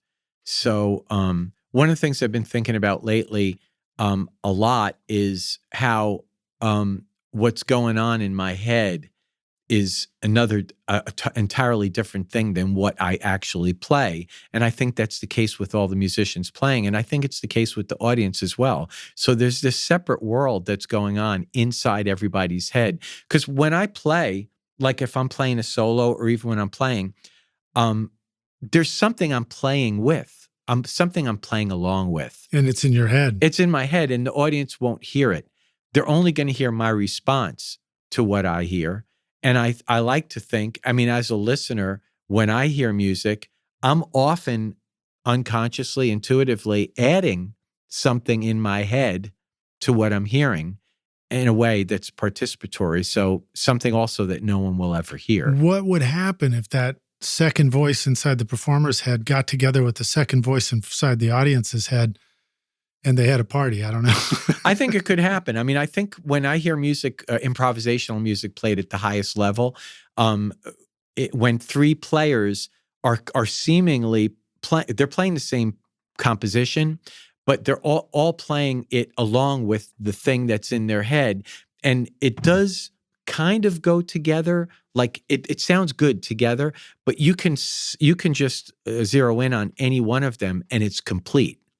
So I like the idea of when you come together as musicians, that each one of the musicians is coming with a complete thing, not a piece of a thing, so that what you wind up getting is greater than the sum of its parts. Also talk about the communication that is not sound, but that makes music work. So I think there's something that happens when musicians play together, when you're having a conversation. There's like a mental conversation going on a whole nother level that doesn't get measured, but gets experienced, I think. In fact, I even remember somebody telling a story. I don't remember the name of the bass player, but it was a famous jazz bass player who had tinnitus and therefore wanted to be isolated from the band during a session. And when the engineer went out after they had finished the recording and put on his headphones, there was nothing in the headphones. So it was almost like it's almost like the performance was happening through the visual and through just this mental understanding of what the sound was, not even relying. I mean, that's a little bit of urban legend there too. No, it is. I mean, it's an interesting question, one that I wouldn't propose to have the definitive answer to, but I do have an idea, which is that when you get together to play music with people, if they have an intention to meeting you in that place, then there's a good chance you'll meet in that place. And if they don't, there's a good chance you won't. So I like to think of that as love. Like if I'm playing music with people, ideally I love to feel that there's love. Like there's an interest in meeting, in joining somehow. Mm-hmm. Sometimes you play and the magic thing happens, I think, when people are open to it. It's almost like you step into a space where you're open to what's going to happen. You're open to meeting people in that space that is kind of a gray area. And sometimes, you play and people are not willing to step into that space. And so you make the most music that you can. Mm-hmm. But there's other times when that the people are jumping in to that space. They want to experience what is spontaneous creativity on a communal level with you. How much of that can happen when the musicians are stepping into the space, but the audience members or the extra people in the studio or hanging around aren't really going there?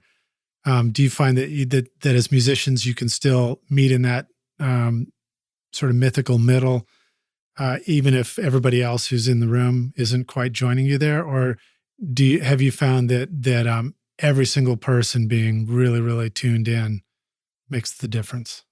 Well, when it comes to an audience, like you're talking about a large group of people. Or maybe it's just 5 people in the studio and the engineers and stuff like that. Yeah, it's hard to say, but I think that like when I've played gigs before or like even recordings, people are coming from different situations, like who had a fight with their wife or husband before they got to the studio and so forth.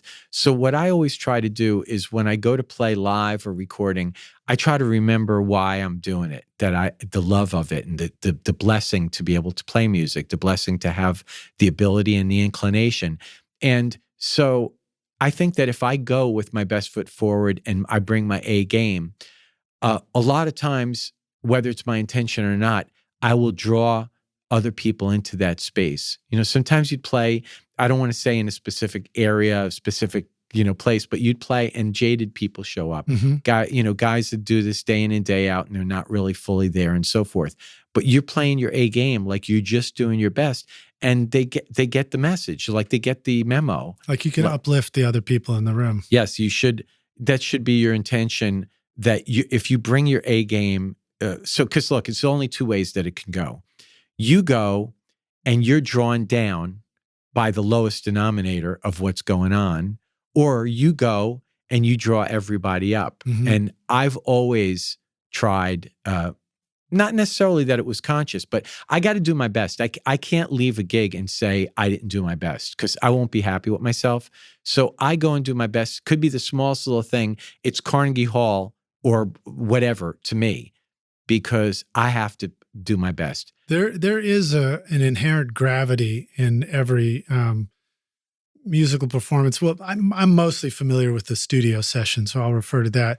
But in the studio, there is a gravity that would love to pull us down on that. There's some issue. There's somebody has a bit of doubt. Maybe it's the artist somebody who's really putting themselves on the line. Of course, maybe we're showing up for a session and we get to do the session and the day's over. But there's somebody who's putting their voice into the lyrics and they might be nervous about it and they're uncertain, or the studio's a new experience. And if we let it, that gravity will pull the session down. So it's great to hear you talk about that too. Just that that role as an engineer, that role as a musician, to lift everybody back up, help everybody feel relaxed. Sometimes it's just having a good sense of humor in the studio. Sometimes it's just having a relaxed vibe. Sometimes it's. I try to be light, but I'm not immune. Like you can get into a situation where there might have been a disagreement about personnel, where the producer wanted someone but the artist wanted someone else, and the vibe will be such where, like, if you could feel that you're not really wanted or that it wasn't really, and it could affect your playing, and it could go south. So I'm not being Pollyanna. I try to do my very best, but like in any situation, you get to a place and you're like not wanted, like. Somebody didn't want you there. You go to a party and you feel like you're not wanted. It's like all the effort in the world may not be able to win over people. So you always hope, for the best. I would say that if that happened, that would be like a very, very rare kind of occasion. But that's why I think certainly I would tell artists that you have to be on the same page with your producer. Choose someone who you're in agreement with, because any disagreement in the studio between the artist and the producer is going to have a bad manifestation, especially if you're like a certain amount of time. I mean, if you got the sky's the limit, you could blow a day and then come back and, have 3 more weeks of recording if you got that kind of budget. But if you have one session where you can get stuff done, I think you need to start that with a vision that you're at least on the same page between the producer and artist. Well, thinking about disagreements in the studio, disagreements are, I find that it's better to avoid that. It's better to just not even go there a lot of times, because there's always conflicting ideas. There's new ideas sparking from different people at different times. And from a lot of the interviews on the podcast, from a lot of my own experience too, it's very valuable to try and give room to each idea, and hopefully as a collective, or at least, if it's clear who everybody's deferring to in a situation, the correct answer will present itself if you give each idea a little bit of breathing room and try it out. There's an infinite number of ways to start a song, end a song, play a solo, sing a note. And it's like, how do you know what the right was unless you just try it? I'm open to suggestions. Sometimes the problem may be that the producer doesn't want to give a suggestion. And in that particular case, like, you can go in with every intention to please, And if there's no communication in terms of what people want, just think of it as like your wife or your girlfriend or your boyfriend or your husband, whatever the case is. Like, tell me what you want. You know what I mean? Yeah. Give me a chance to make it right. That doesn't always work, right? No, well, it doesn't always work, right? But I mean, you can work it out. You got time. It's not a session. It's not a 2-hour, 3-hour session or a day long session. You can work it out with your wife or your husband or your boyfriend or girlfriend, whatever case is. But if you're on a session and there's a producer that is unwilling to express what they're looking for, it's like, no, but no yeses. It can be difficult. I mean, it could be difficult, yeah. Well, and when I was thinking about that gravity analogy and, a young artist who's maybe feeling uncertain, lack of confidence or something, my point also is, as an engineer, as a producer, it's like if I don't take that moment to help uplift them a little bit, then the gravity pulls it down. So it's like it's not just that it's nice to have a positive attitude and uplift the session. It's like you gotta. It's imperative. It's imperative. And if you're a producer, or even, I mean, even as a musician, let's say I'm not producing, I try to offer that it's a psychological thing. I mean, it's in my interest. I want people to be happy, to feel good, to be able to do their best performance.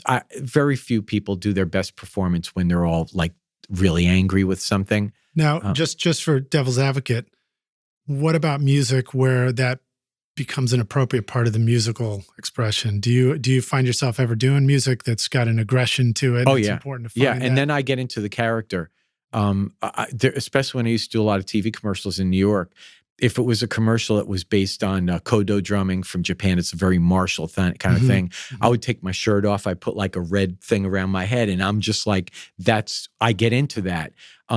There was, sometimes you have clients that speak to you in not riddles, but just like very interesting non-musical more green. Well, what happened is I did a session for a TV commercial for USPS, the United States Postal Service. So I finished doing percussion, and this really great trumpeter, well-known in New York, comes in, and he's going to go into the control. I'm like packing up my percussion stuff, and now he's the next guy. And the client, like somebody from the advertising agency, they're all in the room. And the producer, the trumpeter, turns to the producer and says, okay, I'm going in. Do you have any music in there? And he said, no, just think shipping. That's true. That's a true story. That's great. Just think shipping. I was thinking, hopefully he's not a disgruntled trumpeter. No, he was a good guy, and he probably rolled with the punches. I mean, stuff used to happen like that where people, like you said, green or some kind of thing. Sometimes someone would say, what would the cowbell sound like? And it's the client, the paying client, and it's like, you got to show them what it'll sound like. Well, I mean, it won't be good, but you cannot say no. Just, okay, you want to hear how this is what the cowbell would sound like. Nah, I don't like that. Okay, cool. Right. But not, you idiot, what do you think? And do that. If you don't write it down on sheet music for me, I won't play it. Yeah. Do you ever feel like the time that you've spent watching YouTube videos, trying out mix tricks, and tweaking version after version of your mixes has gotten you nowhere? Have you been looking for a simple, straightforward, step-by-step process for creating a pro mix that won't take you years to learn? What if you could have a Grammy-winning mix engineer who understood all your mixing struggles and could coach you through them? If you struggle with any of these questions, then the Ultimate Mixing Masterclass is just for you. Now you can discover the proven step-by-step mix system from Grammy-winning mixer Craig Alvin for consistently creating a pro-quality mix from your home studio that will sound amazing everywhere. Listen to this quote from one of our students, David. Quote, absolutely the most informative and helpful block of information and mentoring on the mix process that I've ever been a part of. That was like sitting behind a mix engineer for years, watching and picking up tips along the way, but condensed into a 6 to 7 hour session, close quote. Look, I'm so confident that this will take your mixes to the next level that if you can't get a killer mix within 30 days, I'll give you a full refund, no questions asked. So if you're ready to take your mixes to Grammy-winning quality, then go to ultimatemixingmasterclass.com and start now by checking out the free preview of the ultimate snare mixing trick. And I'll see you at the front row table of the Grammys. Cheers. Yeah, no, I think about going in with a band myself recently and having a composition and learning how to have kind of a feel and a vision for it in my head, enough to communicate it, but also being willing to like give it a little bit of poetry too. So for example, I described and I was writing a piece that was based on a poem somebody else wrote. So I described, well, this is what I heard in the poem. And, it's like, it was this juxtaposition of it's summertime, but because of where this people lives on the edge of the water, it's the scariest time of all because you never know when your back's turned if the Vikings are going to come across and kill your whole family. It was an odd song to do. And so I just expressed some of that, and it was really great because the next thing you know, one of the guitar players, Carson, was playing. He's just got a mean distortion on his guitar, just crunchy. And then Kevin, he hears summer, and so he's busted out the 12-string and he's playing like, Beach Boys meets the Byrds or something. And I was like, this is brilliant. There's no way I could have thought of that ahead of time, but a little bit of communication and a whole lot of trust in the room and the people. And it was fun because it was also a band assembled where it's like never played before with these guys in this combination. So just learning to like throw myself into a situation like that and just trust everybody and all the people in there. It's a lot of fun. It's programmatic. So you're just giving them a story, and then everybody gets to tell their story in their own, it's like have it inspired their performance. Yeah. So you're on the river and you could get attacked any moment. So now when you're playing, you have a certain level of angst. Right. And that's the energy you're looking for. And I think that's totally cool. I'm not saying that when you're playing, it needs to be pastoral and like meditative. I'm saying the environment in the studio amongst people, I find it's better if it's collegial, if it's pleasant and it's nice, and it's not, giving bad gestures to each other with your hands, right? Using certain fingers, right? Unless that's exactly what was needed for the song. If that's what you need for the tune, but now you're talking. I think you're heavy metal. That's probably. I've been in sessions where a ride cymbal gets thrown across the room at the other band member. I don't like that just based on the fact that the ride cymbal might get broken. I love ride cymbals. I don't mind the violent the beheading. Part. No, listen. I would probably be upset about the blood on the cymbal. No, I'm just kidding. No, and I didn't prefer those sessions and didn't really want to do it again. But what was I going to ask you about? So when you do that and you trust everybody, then you still go in and listen back in the control room, and you might be noticing things. And so it is a challenge. Sometimes you still got more communicating to do. Sometimes you're doing the other musicians a favor when you communicate what you're hearing, but it becomes tricky because you want to sound like you're offering your perspective, but not being critical, of their playing. Mm-hmm. It shouldn't be like, that sucks, man. Your part sucks. No, I'm open to hearing what people say. And I think the first playback is crucial. I always enjoy hearing that first playback just to know how what I'm doing is being received, like where I'm feeling everything and how it mixes with all that's going on. So one of the things I like to try and practice in the studio is make sure that the big numbers go up on the screen for Pro Tools on that first playback, and that I've handed, or my assistant has handed everybody a sheet of paper and a sharp pencil, and with a message, hey, if you hear something, just write the number down when it goes by, because otherwise you got to do 2 playbacks, right? And then they might not remember where they heard the thing, even. Yeah, it's good. Okay, let's see. What do I want to ask you next? What did I not ask you? What's your favorite part about making music? Oh, just the mystery of it, whether I'm composing or playing, I really don't know. I mean, there's the unknown part of it. One of my favorite things, which I know is kind of terrible for a lot of people, is there'll be times when I play with a singer-songwriter or an artist and I've never heard their music and I've not had a chance to rehearse. And so I go up on stage and I play with them. And when I hear the music, it's the first time I'm hearing it.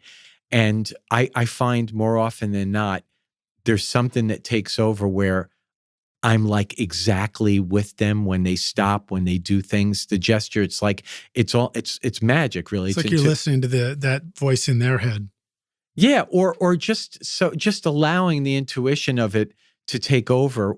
I kind of enjoy sometimes suspending my thinking completely as a musician, and just allowing all of the years of training and maybe no training to guide me on what I do. I believe that our subconscious knows a lot more than our conscious most of the time.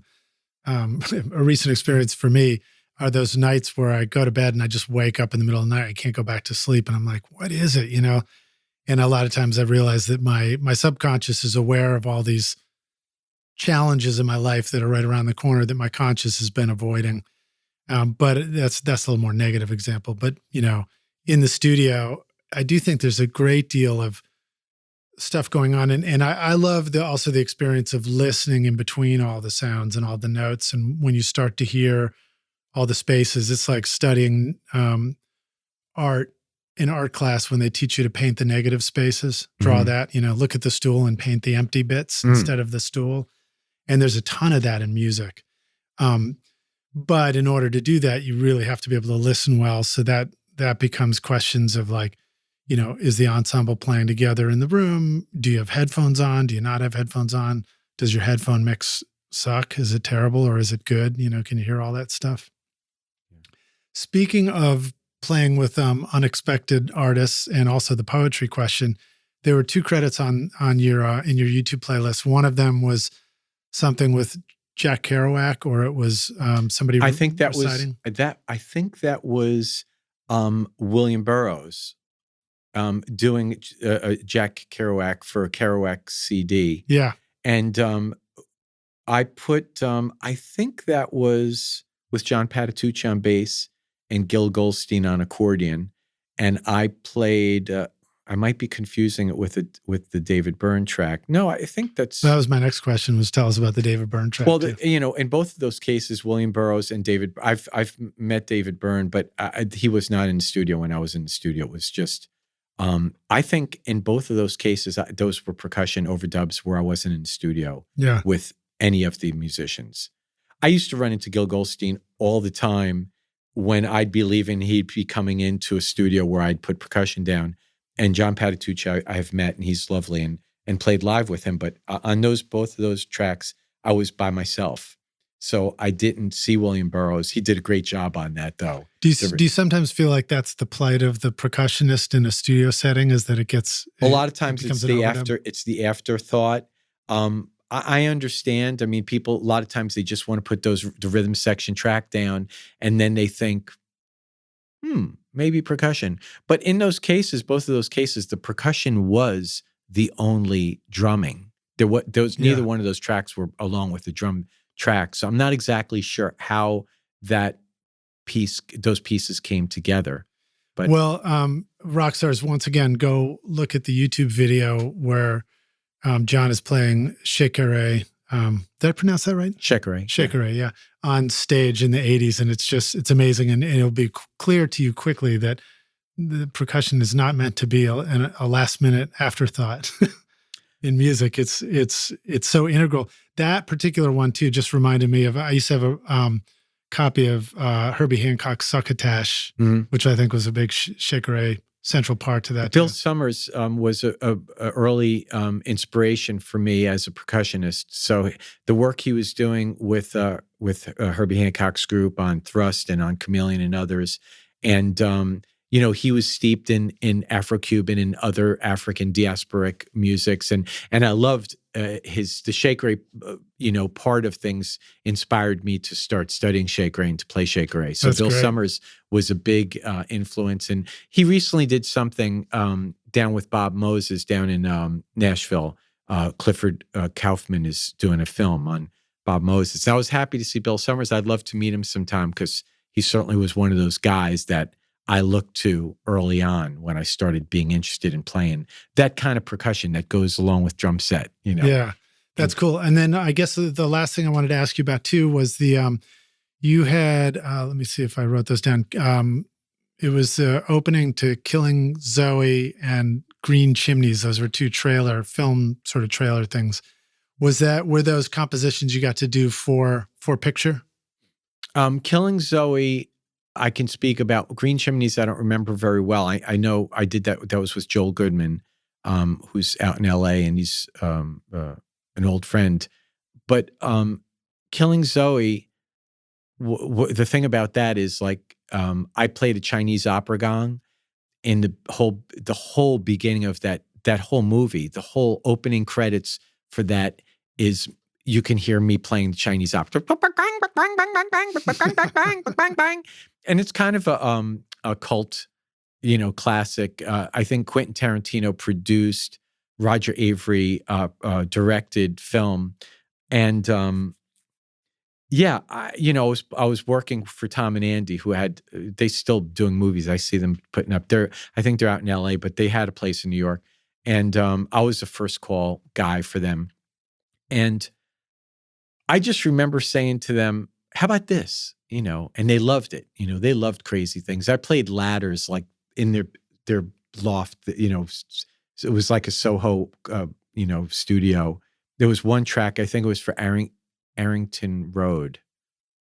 It was like an industrial thing. I was playing like this metal ladder. The crazier I got, they loved when I was like, nutso, like just came up with crazy ideas. Or when I did that Kodo drumming thing, and I came out to talk to the client and I had no shirt on. It's like the client loves when you get into it, Yeah. Well, and it also reminds me of the extensive possibility in percussion instruments when you begin to think about them in terms of dynamics. So you were showing me your steel pan drums here and talking about how quietly you play them to get the tones and everything. And I've noticed, like, if you really think about percussion as using the power of the microphone in the studio too, you can create these compositions where you're like, oh, this, a piece of paper hit very quietly up this close to my ear has a whole world of sounds in it. And you can get creative with your microphones and really turn them up loud and just have a lot of fun creating sounds like that. Like, people shouldn't think about percussion as automatically banging something, No, especially because it's not only, so percussion is struck, shaken, or scraped. So those are the three principal ways that percussion is being played. I personally think I love that place of very quiet music, because I think there's a lot of different sound. There's such a thing as overstimulating an instrument where you kind of are killing the sound that you're making. So I love playing. There was one client of mine that hired me to do 3 records because he had heard, somebody told him that they heard me play the quietest snare drum roll they ever heard. Just based on that, he hired me and I did like 3 records with him. That's great. I wound up doing more than just rolling, but the thing that he liked was the dynamics, because he really would demand that his records tended to be direct to disc, like very high fidelity stuff, but direct to disc. Mm-hmm. And it wasn't like you're in one space and there was like just 2 microphones. So the performance had to be acoustically what it had to be. I like that because I like playing softly. I like the challenge of it. And I like how music sounds when it's played soft. I'm not saying I can't play loud, but I don't like when music's too loud. Thinking about the analogy that came into my mind was thinking about when twilight happens or when the sun goes down, all of a sudden you see all these stars in the skies and there's all that stuff. But when the sun comes out, it's so bright, you don't see any of the rest of it. And it's that way with sounds in the studio too. It's like, or just in performance in general.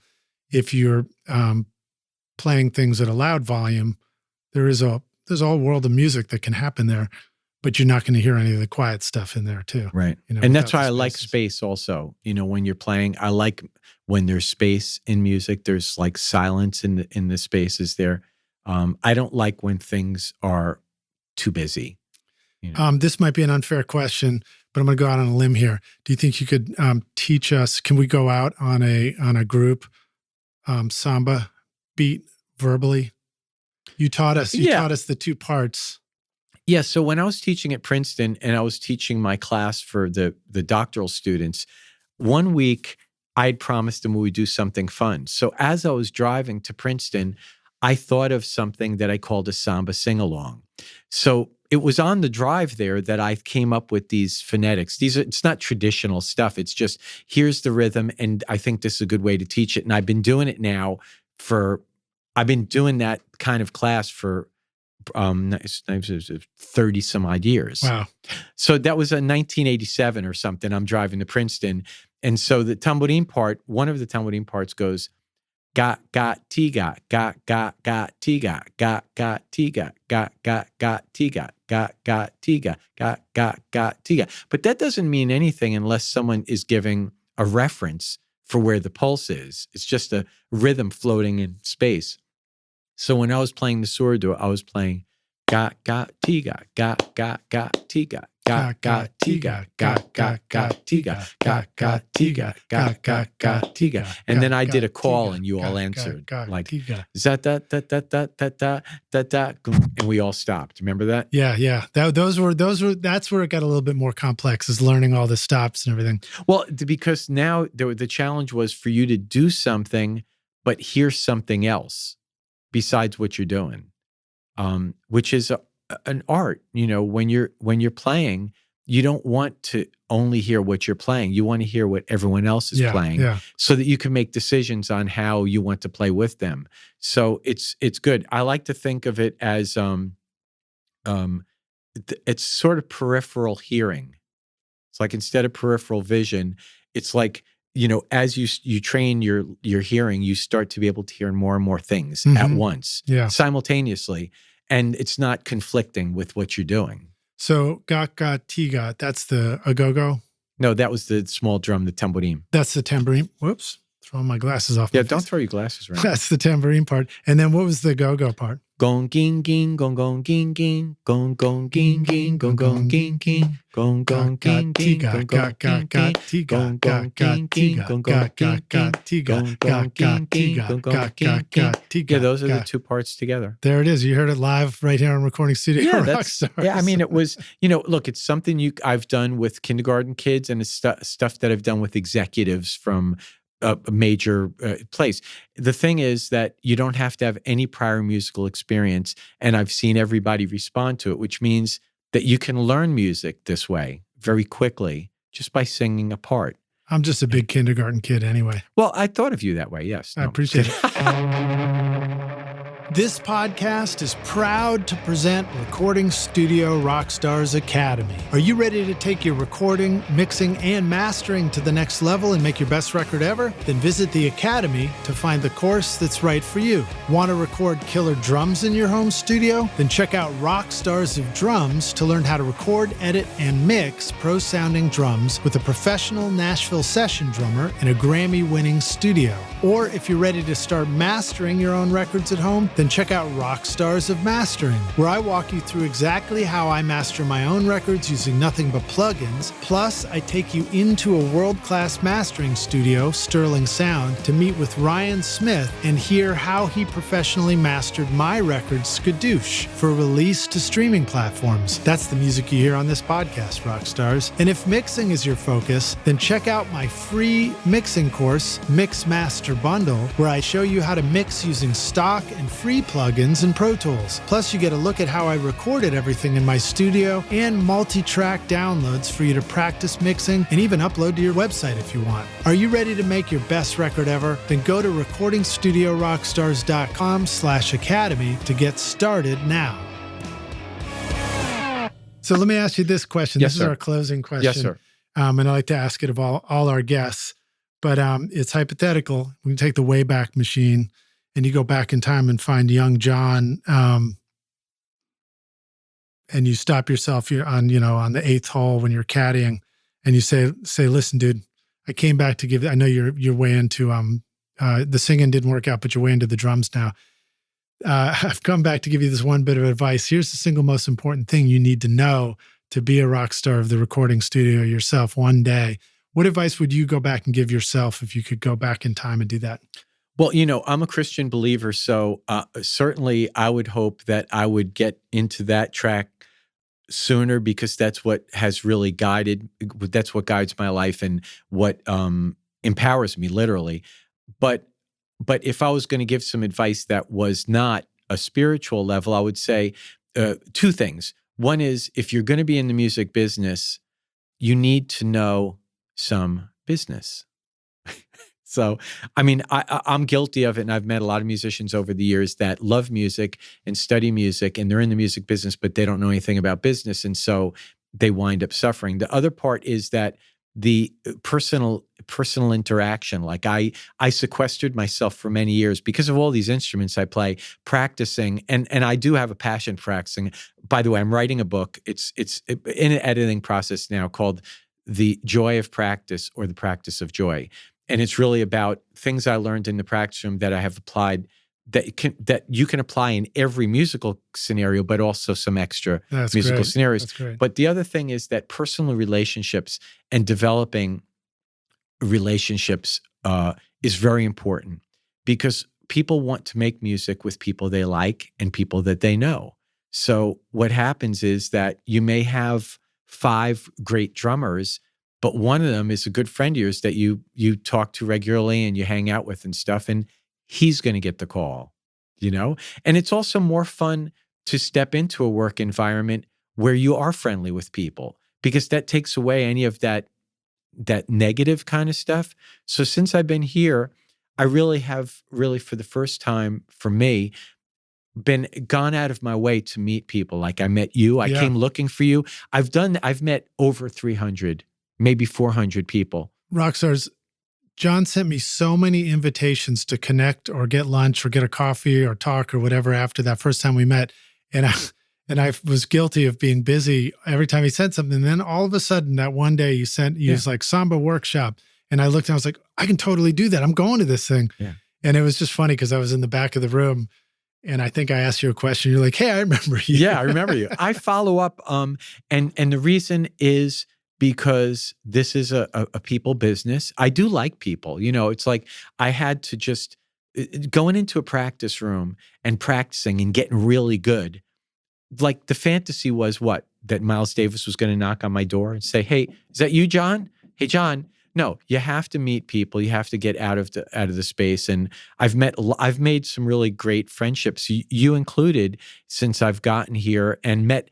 I mean, many people have told me that I know more musicians in town than they do, and they've been here 25 years because I've been intentional about it. And it's not Machiavellian. It's really just, after all, it's common sense. I'm new to this town. I was born and raised in New York, and I never went out of my way because it's like you take it for granted. I live here. I came here, I really knew like one person that was in the music business. And so I brought 3 numbers with me of people, called them, and through each one of them, I met 10 people who, through them, I met 10 people, some people through Facebook. I'm open to meeting everybody and anybody. And people have been very kind to me in this town. And it feels very aspirational here. It feels like the sky's the limit, like things are just beginning. Like it really even hasn't happened yet. Partially because I haven't really done my thing here. I've really just been kind of like doing things and I enjoy all of it. But I probably will shortly start to put my own music out, in addition to doing different kinds of gigs with different people. It's all good for me. That's great. That's great. Well, and it's also a testament to the power of sometimes doing a personal reset, like where you moved to a new town and you said, all right, it's time to get it all together. And you have a really well put together website. You click on a thing and then it takes you right up to a YouTube video that's a reel that's demonstrating you playing the instrument in different contexts. So it's very thoughtful.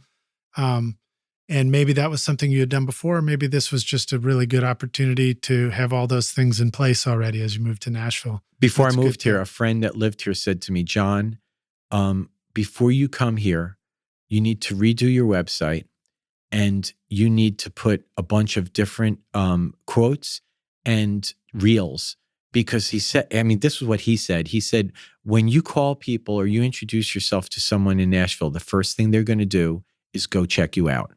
And it was really funny because I did what he said, and I redid my website. The website you see was created right before I came to here to live here 3 years ago today. And there were some people I reached out to, and they were like, when I finally met them, they behaved as if I knew them a long time because they went and checked me out. And I do the same thing. I mean, if I meet someone gives me the name of somebody, I'll go online and just put their name in. And if there's something, I'll just see. I want to know who they are. And, you know, so when I meet them also, I might say, gee, I saw your music, or I listened to your guitar playing or whatever. I really enjoyed it. So it's good, you know. Yeah, no, I think it's great advice. And I think as older generations, sometimes we look at the world of social media and things like that, and it can be off-putting. But it's a good reminder that you can also think about the internet presence and the website or the YouTube or whatever as also just a simple, like, somebody just says, oh, I just met you, or I'm gonna meet you.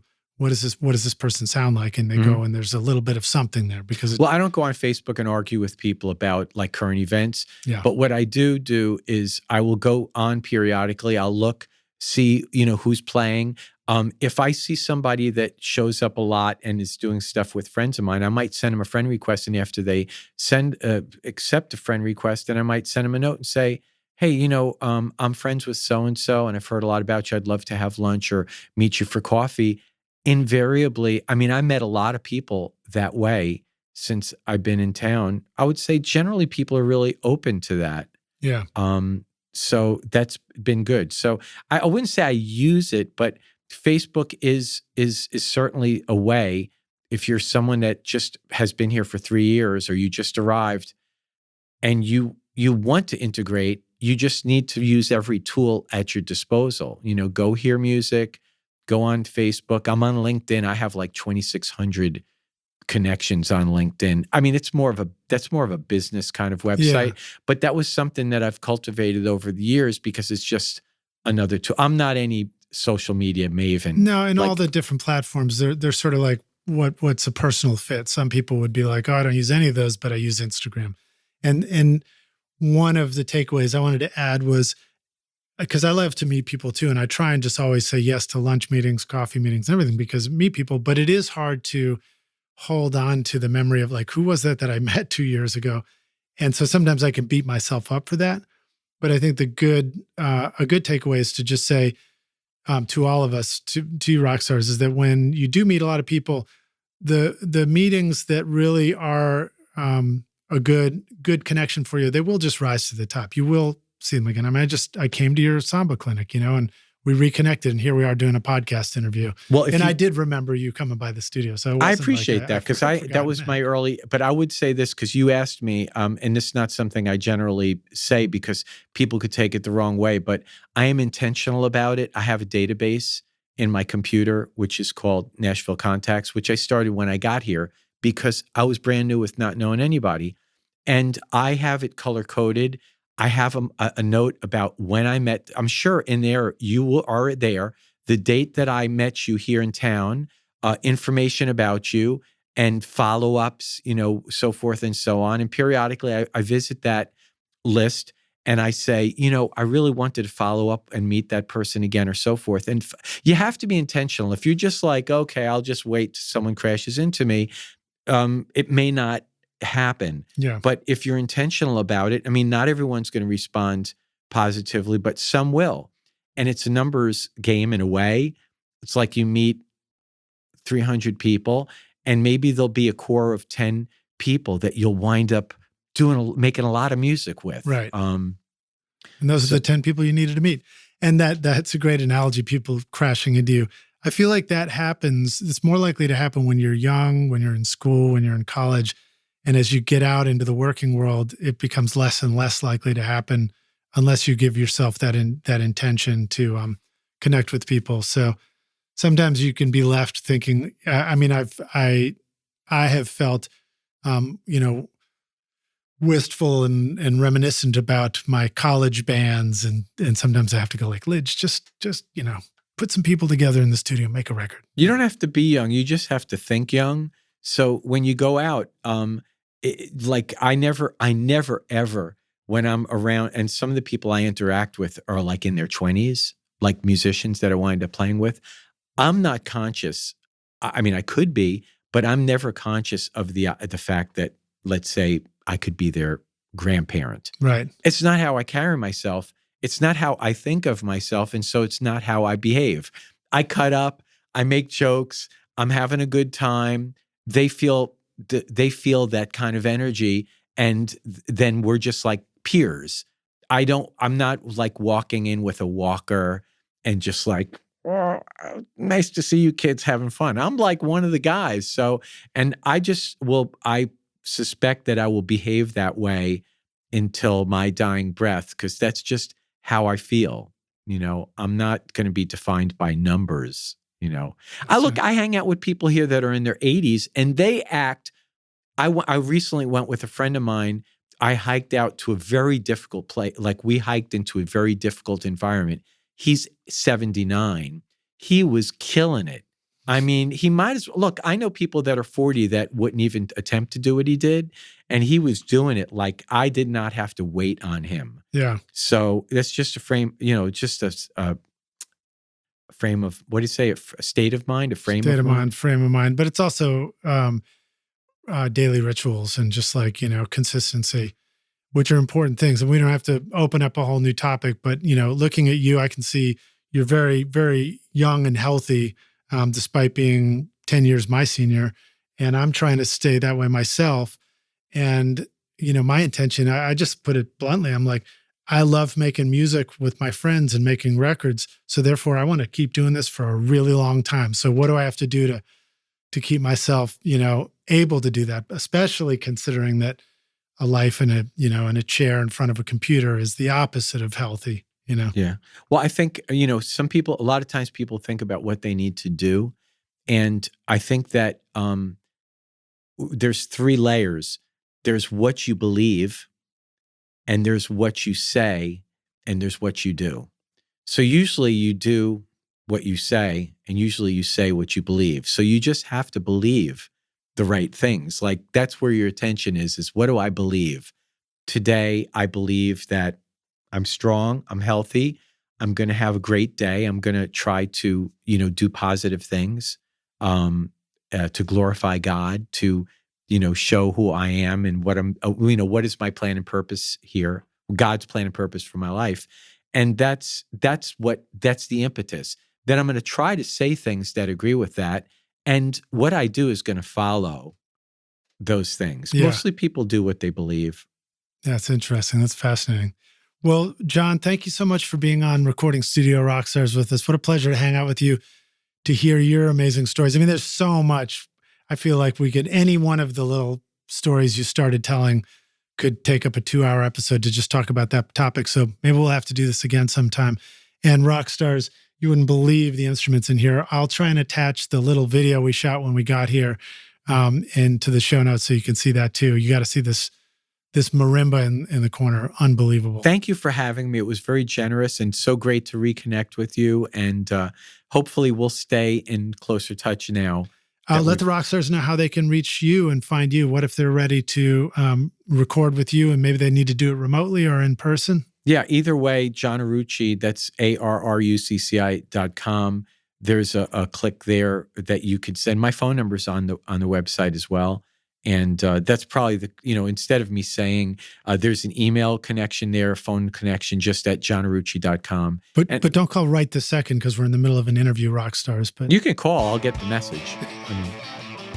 We shut everything off. Thank you, Lish. Thanks, dude. Thanks for listening, Rockstars. John, we'll see you around the studio, dude. Thanks so much for listening to Recording Studio Rockstars. If you enjoyed the show and want to help make it better, then please share this episode with your friends on social media and leave a rating and review on iTunes to help the podcast reach more rock stars like yourself. You can click directly over to iTunes or go to rsrockstars.com/review for an easy explanation. And remember to hit the subscribe button to keep up with weekly episodes. And if you're ready to make your best record ever now, then head over to Recording Studio Rockstars Academy, where you can start with my free course at mixmasterbundle.com. Thanks so much for listening, and thanks for being a rock star. I'm Lid Shaw, and this is Recording Studio Rockstars. Now, go make great music. Recording Studio Rockstars would like to give a big thank you to our amazing sponsors who help make this episode possible: Lewitt, Grace Design, Adam Audio, Native Instruments, and Isotope. And remember, at isotope.com and nativeinstruments.com, use the coupon code ROCK10 for 10% off any plugin purchase. If you enjoyed Recording Studio Rockstars, then please check out our sponsors using the links in our show notes below, because it's a great way to help support this show. These are all things I highly recommend for your studio because they're going to help you make your best record ever. I would also like to thank our fantastic team here at Recording Studio Rockstars: Vlad Weselchenko, Braden Stremming, and Liz Hulitskaya. Thanks so much for listening, Rockstars, and we'll see you in the next episode. Cheers.